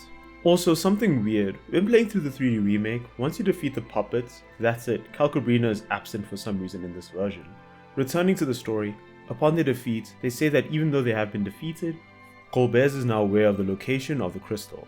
After disappearing, Golbez's voice is heard, where he says that their paths cross again, and after which he appears before the party and approaches them. To commend the party for finding their way to the underworld, he rewards them by revealing his plan. He explains that by collecting all 8 crystals, the Tower of Babel will be reactivated, allowing him to reach the moon and find the untold power that lies there.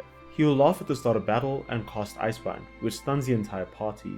He will then summon a shadow dragon to assist him in battle, which casts Black Fangs on each party member, immediately KOing them.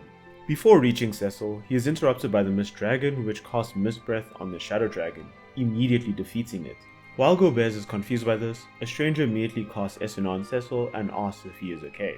Cecil recognizes the voice, and Rydia, in a surprise reveal, is alive and joins him in his fight against Golbez. And as far as I am aware, this is the first time in the series where a party member joins mid-battle. The battle will resume, where Golbez will cast powerful spells dealing damage to the party. During this battle, you'll also notice that Rydia no longer has access to white magic, but to make up for that, she has access to more summons and higher level black magic spells. For this battle, I also recommend having Cecil focus on life supports while having Rydia use summons, as the two of them on their own are quite risky. Additionally, I recommend getting Rosa on her feet as soon as possible, as she will speed up the process and help with the healing. After defeating Golbez, the party will catch up with Rydia. She explains that Leviathan took her to the Land of Summons, which is the world of the monster she summons. She goes on to explain that she had learned a lot there, and in exchange for becoming a stronger summoner, she can't use white magic anymore. She also explains that due to the flow of time there, she aged up quite quickly in a short amount of time, and also tells the party that the Queen of the Land of Summons told her that a great force is at work, and they must confront it together. After the discussion, the party for some reason decides to leave Golbez lying alone in the room, not even bothering to check up on him, and surprise surprise, he was not actually dead. And the party, for some reason, washed his hand as it went to go grab the crystal right in front of them. Although in the 3D remake, even though they still made the dumb decision of leaving him alone, instead he quickly wakes up, grabs it, and disappears before the party can even stop him. After this surprisingly avoidable theft, the party informs King Giot that the crystal has been stolen. He doesn't hold it against the party, but instead prioritizes the last remaining one. He informs the party that the last one is sealed in a cavern to the southwest, but he isn't worried as Golbez doesn't have the key to enter. Instead of sending them to fetch the last one, the king instead requests that the party retrieve the crystals that Golbez already has from the Tower of Babel. While the party is worried about how to enter, the king says that he already has a plan and will have his tanks distract the tower while the party sneaks in under their noses. He urges them to hurry so as to retrieve them before Golbez returns from the sealed cavern. The party then quickly discuss it among themselves and agree. Before leaving, the king will also mention that there's an exit in the castle basement and that the party can leave through there when they are ready. And before heading to the Tower of Babel, I just want to mention how tricky it was going through this castle. The Dwarven castle is much larger in comparison to the other locations, and there are multiple stairs that you can take to either go up a floor or down a floor, and all of them lead to different locations. So while I did like the attention to detail, some signs would have been appreciated. As the party also heads to the exit, you can also hear about Rubicante, the strongest of all the elemental lords, is currently at the Tower of Babel, something the party should just keep in mind as they explore. Finally getting out of the castle, the party can head to the northwestern corner of the island, and upon approaching it, the dwarves are upholding their end of the deal and are distracting the tower's cannons by constantly bombarding it. As the party gets closer, there will be intermittent pauses where the cannons and tanks exchange fire. Upon entering, the tower will have a similar design to that of the Tower of Zot. The party will then have to defeat numerous enemies as they climb to the top of the tower. Also, when exploring, you'll find these chests, and when you open them, you'll come across these security eyes where only upon being attacked they will summon a chimera and attack the party. But if you leave them alone and buff your party, you can take them out in one hit before they have a chance to even call for backup. On the party's way to the top, they will stop and watch as Rubicante is getting ready to leave, mentioning that Eblin and its ninjas have already been decimated, and also explains why the Eblin castle the party found earlier was abandoned and why there were secret paths littered around. As soon as he leaves, Dr. Luge begins celebrating as both Golbez and Rubicante are gone and he is the only one in charge. He discovers the party are there due to Rydia's confusion in the celebration. After exchanging some words, the Doctor attacks the party, planning to use his greatest invention against them. So the fight with Dr. Luge is kind of a weird one, because during this fight, the Doctor's creation will attack him and they will be distracted while they bicker with one another. If you destroy the monster first, the Doctor will immediately take control of Barnabas and fight again. After defeating him, the party re-enters a fight with him, and this time the Doctor will take on a different form. During the second phase, the Doctor will hit the party with some powerful status effects, able to put a majority of the party members to sleep quickly and poisoning them. However, in the 3 remake, he is much more trickier, as in this version, instead of using status ailments, he will instead hit the party with reverse gas, making it so that healing does damage and using elemental attacks heal. The reason why I say this one is worse is because if you're trying to throw an elemental spell to heal your party, you can use reverse gas again, leading you to inadvertently knocking out your own party members. Upon his defeat, the Doctor laughs, saying that the Tower of Babel connects the overworld and the underworld, and Rubicante has already transferred the crystals to the surface.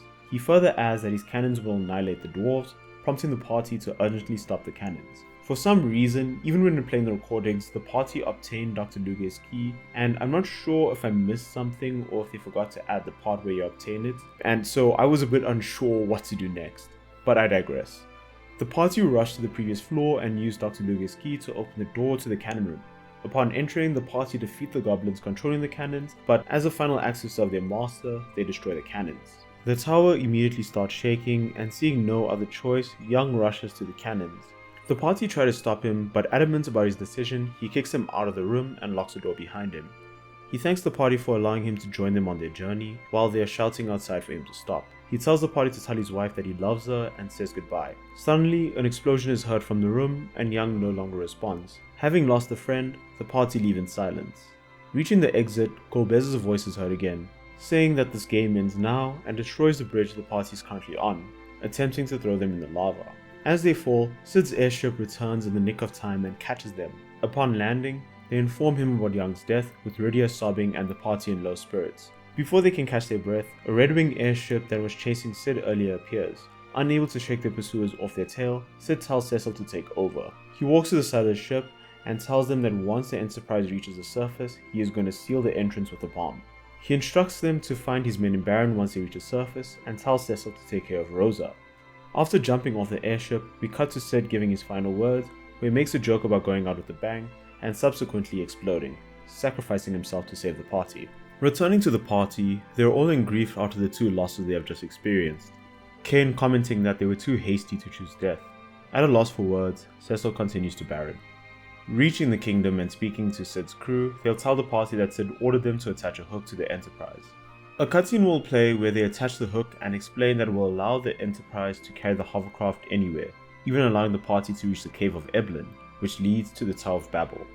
Before they leave, Cecil tries to tell them of Sid's passing, but they assume they were going to speak about his energy and work, so they just resume their work. Before heading to Eblin, I thought I would first explore the world, and there are a few things you can find. First, you can find the town of Mithril, where all of its residents are either animals or gnomes. To be honest, there's not much to find here, but if you use the hovercraft, you can find this cave right here. Inside are 2 gnomes who have found adamantite, but the one blocking the adamantite won't talk to the party unless they bring him a rat tail. Heading to Eblin Castle and using the hovercraft to cross these shallows, the party will then reach Eblin Cave. Upon going far enough, the party will find the citizens of Eblin who had escaped the castle during its siege. Speaking to them, they'll mention their kingdom has been destroyed and are unsure how long they have left until they run out of supplies. Entering this room, you'll find the other survivors. They'll speak kindly about the prince, but mention that due to the fate that befell his parents, he is seeking revenge. Speaking to the soldier before leaving, they'll tell the party that the passage leads to the Tower of Babel, the center of operations for Rubicante, the same path the Eblin prince went to head to scout. Traveling through the dungeon, the party will find fallen Eblin soldiers, where they all worry for the prince and ask the party to stop him. Reaching the end, the party will find him in a standoff with Rubicante, the Fire Elemental Lord and the strongest of the four. The two exchange words, where the prince's name is revealed to be Edge. The cutscene transitions to a fight between the two, where Edge is basically outflamed. Before leaving, Rubicante chooses not to kill Edge, but instead wishes to challenge him further, telling him to train. Edge tries to run after him, but due to his injuries, collapses again. The party rushes to him and checks if he is okay. They then introduce themselves and explain that they are after Rubicante as well. Hearing this, he immediately tells the party to back off, as that is his target. They try to explain to him who Rubicante is, but he ignores him, stating that he's the heir to Eblin, a kingdom famed for its ninjutsu. While the party bicker, Rodia shouts at him to stop and begins crying, recounting all the friends they have lost and not wanting to see someone else rush off to die. After her outburst, Edge is willing to listen and agrees to join, saying he could never bear to see a pretty girl cry. After Rosa heals him, he rises with energy, commenting on Rosa and Rodia's beauty, but Rodia immediately changes her mind and asks if they are sure about having him join them. So as you may have guessed, Edge is a ninja, and in Final Fantasy IV it seems that ninjas are somewhat the same. They still attack with specialized weapons such as kunai and can throw shuriken. But in 4, it seems they have been given their own set of spells called ninjutsu, where they can deal elemental damage and give themselves buffs as well as debuff the enemy. Returning to the story, entering the door that was behind Rubicante, the party find themselves outside the Tower of Babel. Another cutscene plays where Edge uses his ninjutsu to bypass the walls and allow the party to gain entry. Venturing deep enough into the tower, the king and queen of Eblin will appear before them. Edge will be surprised that they are alive, but suddenly they ask him to go with them. Unsure where they wish to take him, he asks and they respond, to hell. By the way, I know this part was meant to be serious, but it just got a chuckle out of me, just like with how sudden it was. The party enters a fight with the king and queen, who reveal themselves to be quite disturbing looking monsters. During the fight, Edge will try to stop them, where at one point they shift and break free from the spell. After they have broken free, they no longer attack the party and begin apologizing to their son, stating that as they are no longer human, they wish to disappear, leaving Eblin in his hands and telling him to take care of the kingdom. Edge, struck with grief, tries to stop them, but they both disappear, ending the fight. After the battle, Edge remains silent, grief-stricken by what happened to his parents. Rubicante appears before him, revealing that it was Dr. Luge's actions that turned them into monsters, and states that he overstepped his bounds, and surprisingly offers his condolences for his loss, stating that he only wished to fight him fairly. Edge, blinded by rage, tells him he doesn't care for his apologies, and leads to his rage evoking his dormant powers. Before engaging him in a fight, Rubicante will restore the party to full strength and begin the battle. During this battle, as you guessed it, Rubicante will use powerful flame spells like Fire and Inferno to deal damage to the party. He will also swap between his cloaked and uncloaked form, where in the cloaked form, spells will heal him instead of damaging him. Before falling, he commends the party, but warns them that he will rise again. After defeating him, Edge will tell his parents that they can rest in peace, but suddenly, the rest of Eblin's soldiers show up, a little too late to join in on the fight. Edge explains the situation to them, and he pauses and asks about Golbez, where, after the party explains who he is, states that he will join in on the fight, and only after defeating Golbez will he return to Eblin. Upon accepting the new king of Eblin's wishes, the old man wishes him luck on his journey, and leaves with the rest of the soldiers. Resuming the quest, the party reaches the crystal room, but upon entering, they fall into a trap that sends them all the way to the bottom of the tower. Escaping the trap, the party will eventually find an enemy airship. Against Rodia's objections, the party takes control of it, being dubbed the Falcon by Edge. Leaving the tower, the party will find that they have fallen far enough to return to the underworld, and using the stolen airship, you'll find that while you can fly it over mountains, you still won't be able to go over the magma because it is not resistant to fire. Returning to the Dwarven castle and speaking to King Giat, a cutscene plays where the party explains that they were unable to retrieve the crystals.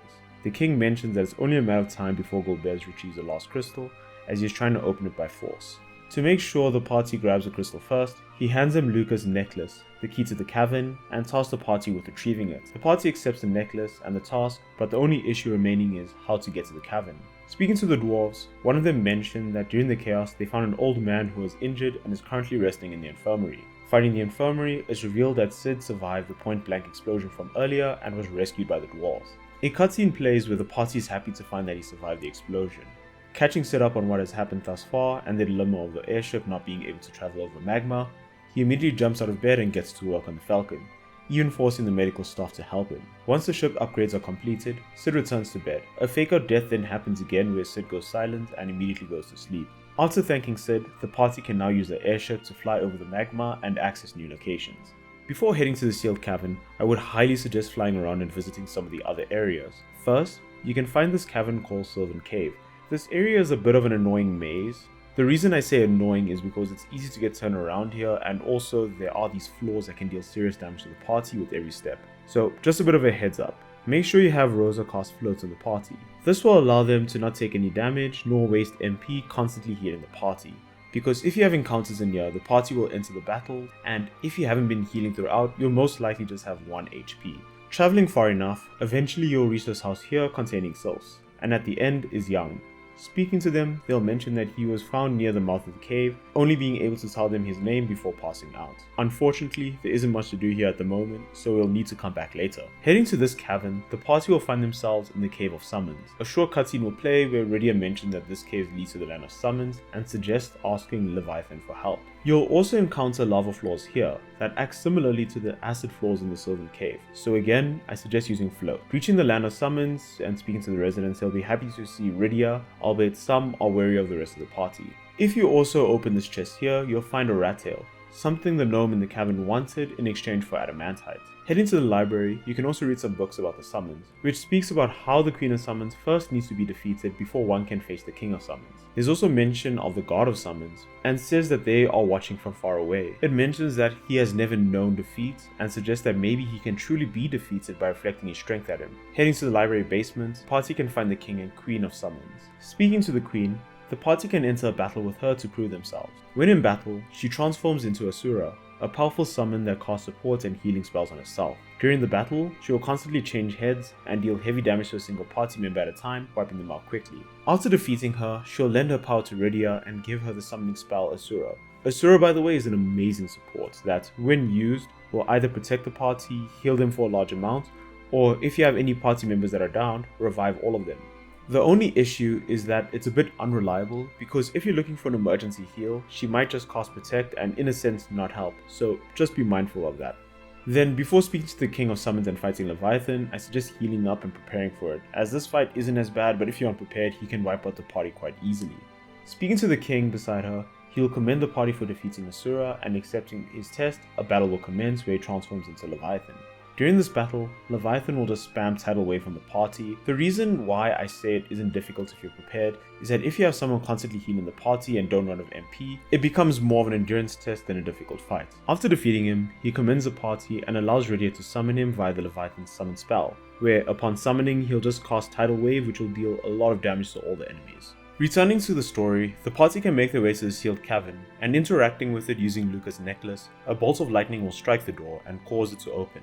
When exploring the caves, the party will have to get around using these ropes hanging around. Just be careful, as some ropes don't lead anywhere and the party will have to climb back up. The climbing animation is fine here, but in the 3D remake, it's a bit more obnoxious as it's a bit slower, and yeah, the climbing isn't really exciting. Also, at some points the doors will turn out to be a monster and you'll have to defeat them. Just make sure that you also defeat them quickly, or else they'll summon a Chimera Brain.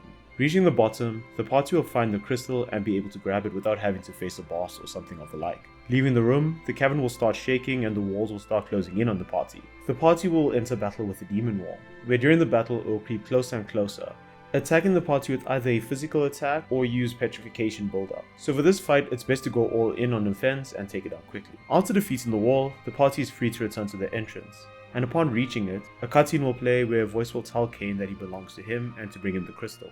Realizing it's Colbert's, the party tries to stop Kane from listening, and while at first it seems he was able to resist, he snatches the Dark Crystal from Cecil and runs away, laughing and saying that with this, the path to the moon will open, where the party watches on in defeat as he flees.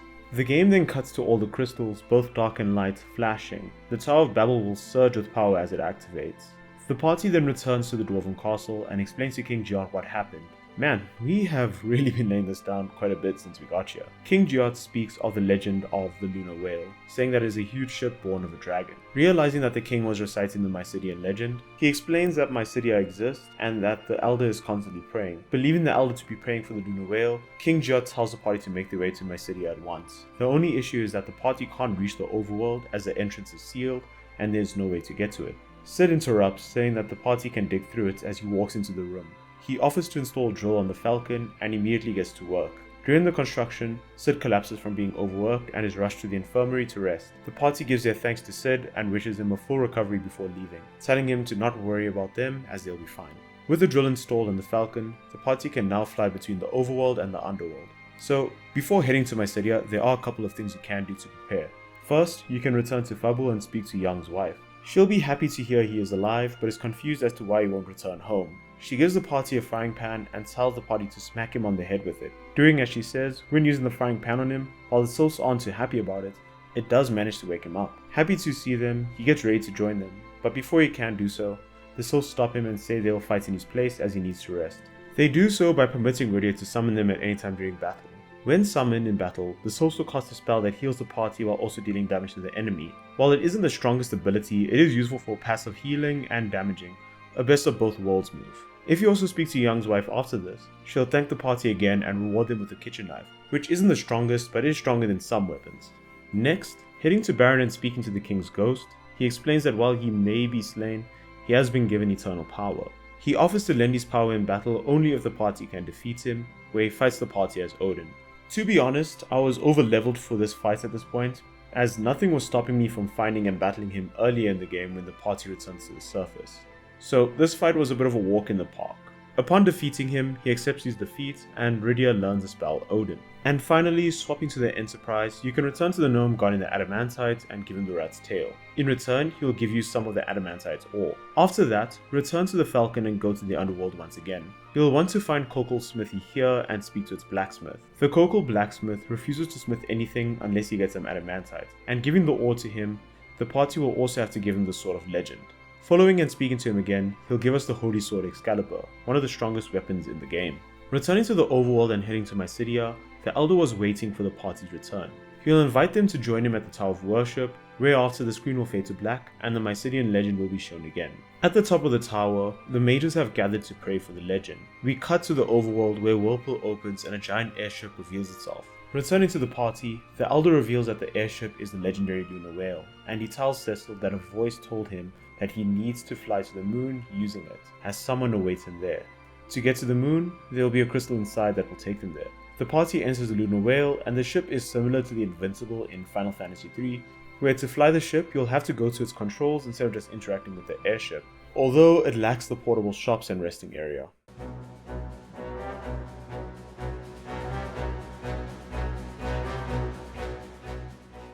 Entering the Lunar Whale and interacting with the crystal in the center, a cutscene will play that takes us to the moon.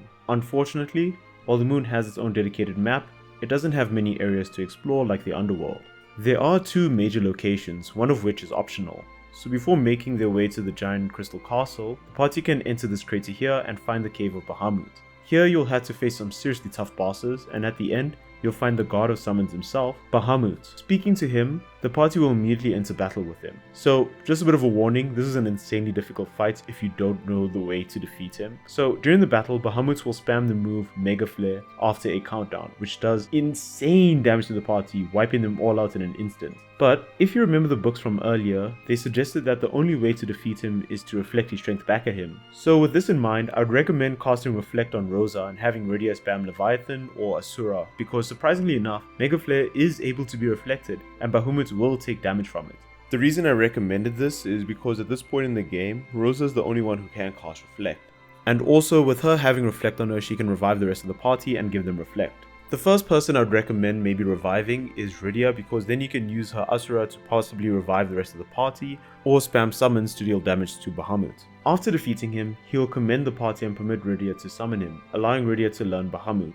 And by the way, this summon is insane with the amount of damage it deals, because it can instantly wipe out enemies or deal a significant amount of damage. Returning to the surface, to reach the crystal building in the center you'll have to land the Lunar Whale here and travel from this spot all the way here. And yeah, it was annoying finding this location, but I digress. Reaching the tower, the party can find two areas adjacent to the main pathway, where they can heal up and recover MP. Approaching the throne in the center of the room, a light descends onto the throne and flashes, and an old man appears.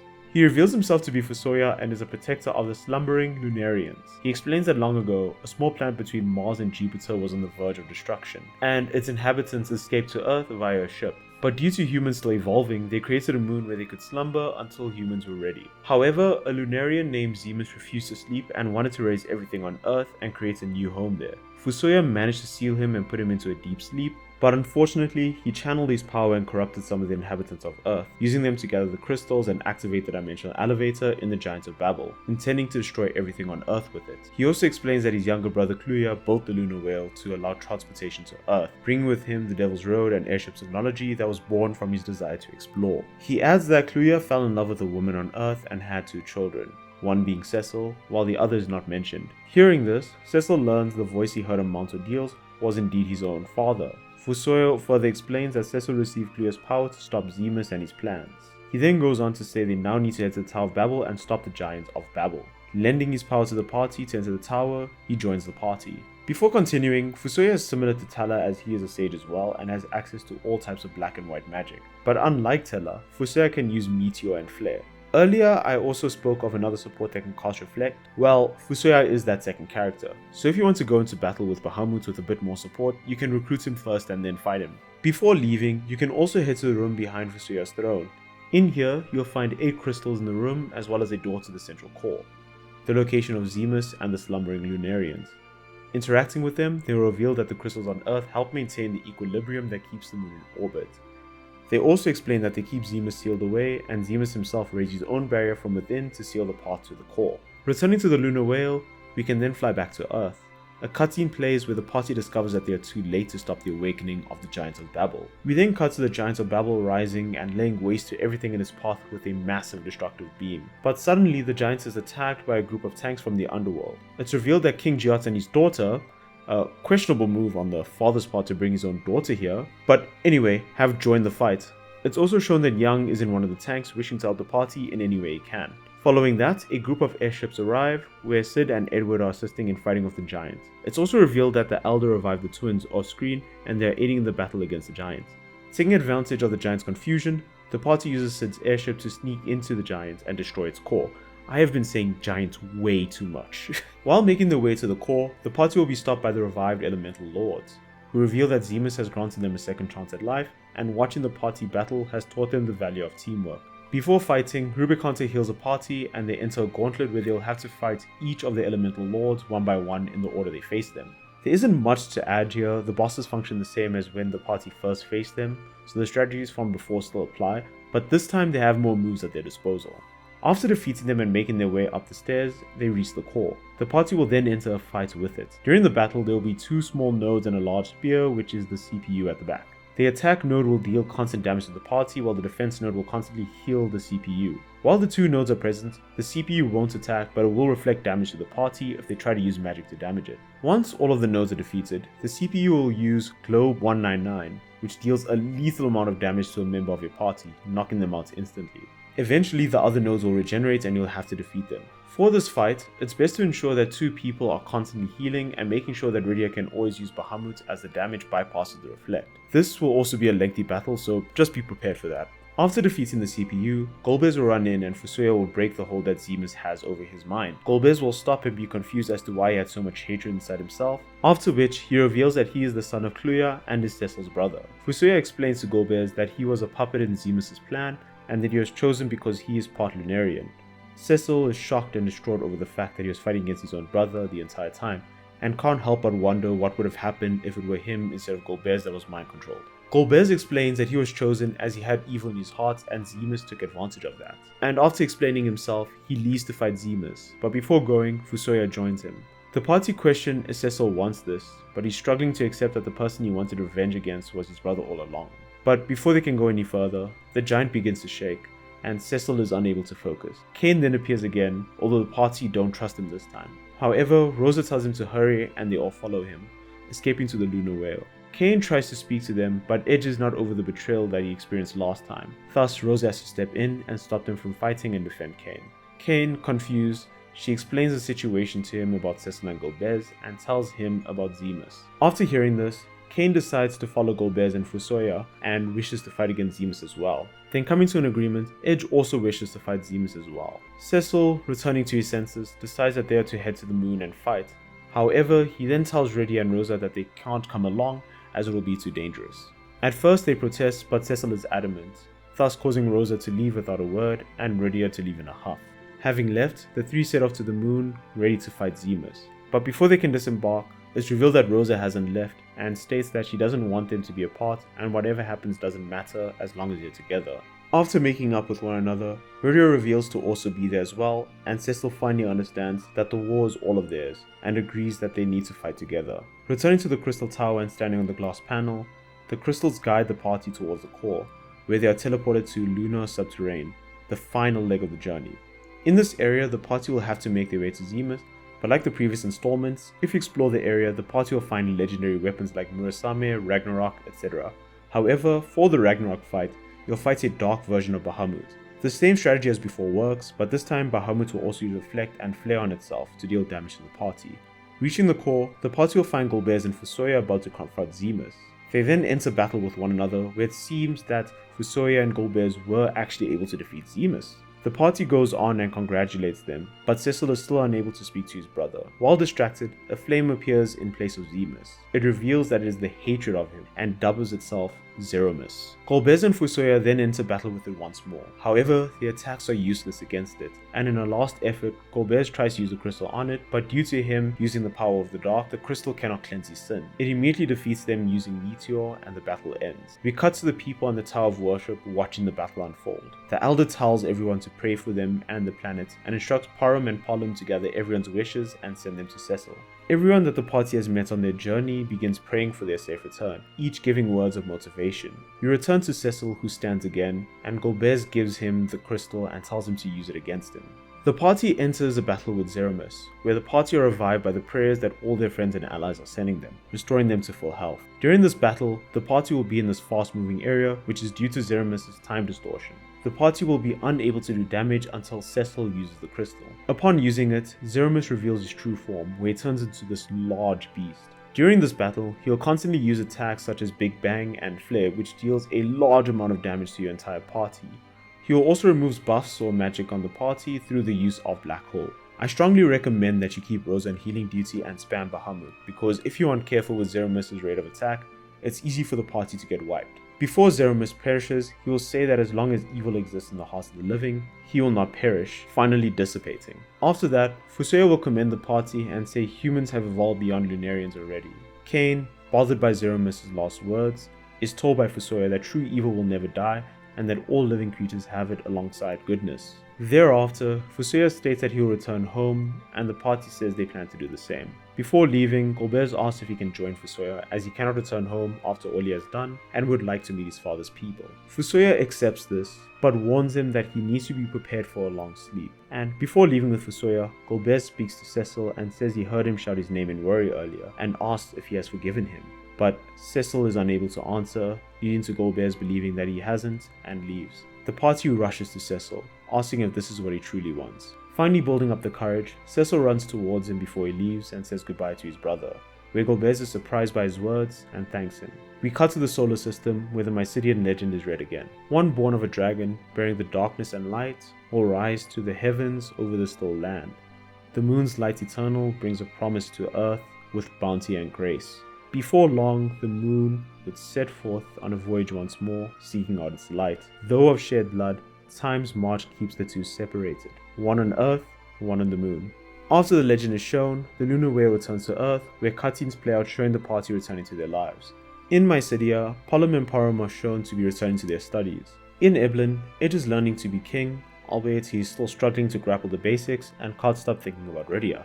In the Land of Summons, Rydia chooses to continue her training, and back in Fabul, Young has been made king and is ready to join the other monks in training. In Damcian, Edward is helping to repair the castle, doing his best to take care of his people and uphold his promise to Anna, and cutting to the dwarves, they are repairing the castle. Having run out of materials, King Judd tells him to scrap the tanks as they are no longer needed. His daughter is curious about how Cecil and his friends are doing, prompting the king to reveal that Cecil and Rosa have been made the new king and queen of Baron, and they have been invited to the coronation ceremony. We finally cut to Kane, who is alone on Mount Ordeals without his helmet, stating that he is unable to face them yet and wishes to test himself to be a better dragoon than his father was. After that, we cut to Korea Observatory, where the astronomers discover that one of the moons is floating away, where we are shown it slowly but surely leaving Earth's orbit. We finally cut to Cecil and Rosa, where Cecil suddenly stands in surprise. He explains to a curious Rosa what happened and tells her that he thought he heard his brother's voice. He brushes it off as his imagination, but is interrupted by Sid, who rushes them for their big day. After Rosa and Sid leave, Cecil speaks to himself, saying he definitely heard his brother saying so long. We cut to the throne room where all of the friends Cecil met on his journey come in one by one to pay their respects in their own unique way. And after they have done so, they all celebrate, bringing an end to the story of Final Fantasy IV. So, with the story finished, I would like to give my thoughts and discuss certain aspects. First, I would like to give a quick discussion around Cecil. There isn't much to add from the last time I described him. His story comes to a wonderful conclusion as he becomes a king of Baron alongside the woman he loves. Although the story was fine, it did seem a bit out of nowhere with him forbidding Rosa and Rydia from joining, but if you take a deeper look, it does make sense. When Golbez was freed, Fusoya mentioned that Zemus controlled him due to his Lunarian blood. When learning about this, Cecil was afraid to wonder what would have happened if Zemus controlled him instead of Golbez. And if you bring in the argument that Kain was also mind-controlled by Zemus, you'd be incorrect actually. Multiple times throughout the story, it's mentioned that Golbez was the one controlling Kain. The way I look at it is that if Zemus was able to have this much control over Golbez from the moon, he must be much stronger the closer you are. In addition, he uses the evil in people's hearts, and Cecil may have been worried that Zemus could take control of the remaining darkness from when Cecil was a Dark Knight and use it against him. Because of that possibility, he didn't want to risk hurting Rosa or Rydia, the two people who are the closest to him. Next, I want to speak about Golbez. In the story, it was revealed that Golbez was Cecil's brother. This was slightly alluded to when the party first met Fusoya, but there were hints they shared a connection. When Golbez was about to finish off Cecil in the Tower of Zot, he was unable to. This could be either Fusoya's intervention or the spirits of their father Kluya stopping him. Because on Mount Ordeals, the light never mentioned anything about killing Golbez, as it said that Cecil must stop him, but that may be a bit of a reach. In the 3 remake, they also give him a bit of a backstory and explain how Cecil arrived in Baron. In the past, his name is revealed to be Theodore. While his father was still alive, Kluya taught the village that he lived in how to use magic. However, as the villagers learned how to use it, some wished to use it for more nefarious means. While Kluya was also a master of magic, Theodore himself at that age still struggled with simple spells like Cure. One night, he found his father staring at the moons, probably missing home. When returning to his mother, he finds out that he's going to be a big brother and barely contains his excitement. Unfortunately, Kluya was attacked the next morning by those who disagreed with his teachings, and in his final moments, he asked his son if he was wrong in teaching them magic. But Theodore tells him he can't blame himself as you can't choose how people use what you teach them. Thanking his son, he succumbs to his wounds and passes away. In a desperate attempt, Theodore tries to cast Cure multiple times on his father but is unsuccessful. Upon the birth of Cecil, his mother dies while holding him in his hands, wanting to have held her child before passing on. After an unknown amount of time, Zemus tries to take hold of Theodore, feeding on Theodore's belief that Cecil was the reason for his parents' death and sowing the seeds of evil in his mind. Out of hatred, he took Cecil as a baby to the forest at the edge of Baron and left him there, while he himself fled to the borderland. Fortunately, the king of Baron found him, and due to his resemblance to his mother, Cecilia, he took care of Cecil. But after breaking free of Zemus' control, he shows more care for Cecil and remorse for his actions. With this, I feel the story also avoided the Madara trap that Final Fantasy III had with Xande. Even though they replaced him with a more evil being, they incorporated it in such a way that it made sense and didn't just feel like they disposed him. Overall, it was a pretty good villain for the story. Another thing I wanted to mention was Rubicante. I personally enjoyed his interactions because he wasn't a generic villain that the party was meant to defeat. What I found the most interesting was that he doesn't wish to kill the party outright. Instead, he seeks a challenge. This could be a type of character who has become so strong that he thirsts for a deadly battle, which is why he didn't kill Edge the first time. Additionally, before every battle with him, he heals a party. It is either that or he operates on a different set of principles compared to the other elemental lords. While I didn't have any major issues with the story, I do feel that the Underworld arc fell a bit flat, especially with the 2 fake-out deaths in the middle. For Young's death, I could understand why he had no other choice, but for Sid's, they don't really explain why he couldn't just throw the bomb to seal the crater. The reason for the Lykout death is probably to ensure there was a proper explanation for why he couldn't upgrade the airship, thus slightly limiting exploration. That's the best reason I could come up with, but if they were going to go for this reason, I feel it would have been better for him to stay behind and help the dwarves with their tanks to hold off Golbez's army instead of just jumping into a crater and exploding himself. Although he doesn't know the technology as an airship maker, he should have been able to pick it up rather quickly and assist, giving him a legitimate reason for being stuck there. But if they were trying to do this just to ramp up the emotions during this scene, then yeah, don't do that. It kills the momentum so badly that when Sid was going to jump, I laughed a bit at how quickly they were killing off characters. Unfortunately, as much as I want to cover Rydia, I don't really think there's much to add to her arc. I do believe there is a sort of father-daughter relationship between her and Cecil, but there isn't enough for me to discuss. I feel this final part of the story didn't offer as much character growth for the side characters as the previous chapters did. Oh, and just one minor thing I almost forgot to mention. In the pixel version of the game, there is a character called Namingway who can change the name of your members in your party. However, in the 3D remake, he can't change the party's name due to the voice acting. So he has a side quest where you can find him exploring different paths he could take in his life. Additionally, in the 3D remake, you can also find augments that give the party special abilities once they equip them to that specific member. I found this interesting as it kept special mechanics like twin cast from being discarded just because that specific character is no longer there. And to wrap it up, this was one of my favorite installments of the game thus far. From a story standpoint, it was well done with a few minor hiccups here and there. The combat was revitalized in this one as the introduction of the ATB system increased the excitement of battle. Eliminating the sluggishness felt later in the game. However, the only issue I had was that the Paladin class felt extremely lackluster. Even though it has great significance in the story, it's quite easy to hit the ceiling with this class, making it feel like the weakest class in the late game especially. So in terms of ranks, I'm placing Final Fantasy IV, the Pixel Remaster second, and the 3D remake first. The main reason I'm placing them at the top is because they did a massive upgrade compared to Final Fantasy III in terms of story, and was even better than Final Fantasy II so far. And also, I really enjoyed the introduction of the ATB system. The reason also why I'm placing the 3D remake above the Pixel Remastered version is because even though there isn't much difference, the main reason why the 3D remake stands out is because of the voice acting as well as some additional key points in the story. For example, Theodore's background. That is completely absent in the Pixel Remaster, where here it gets its own dedicated section. I'll also do Final Fantasy IV The After Years at a later stage, because playing the Pixel version and the 3D remake was not the greatest idea, so for now I'm going to take a break from Cessa's story. Later, I hope you can join me for Final Fantasy V, and thank you for watching the video.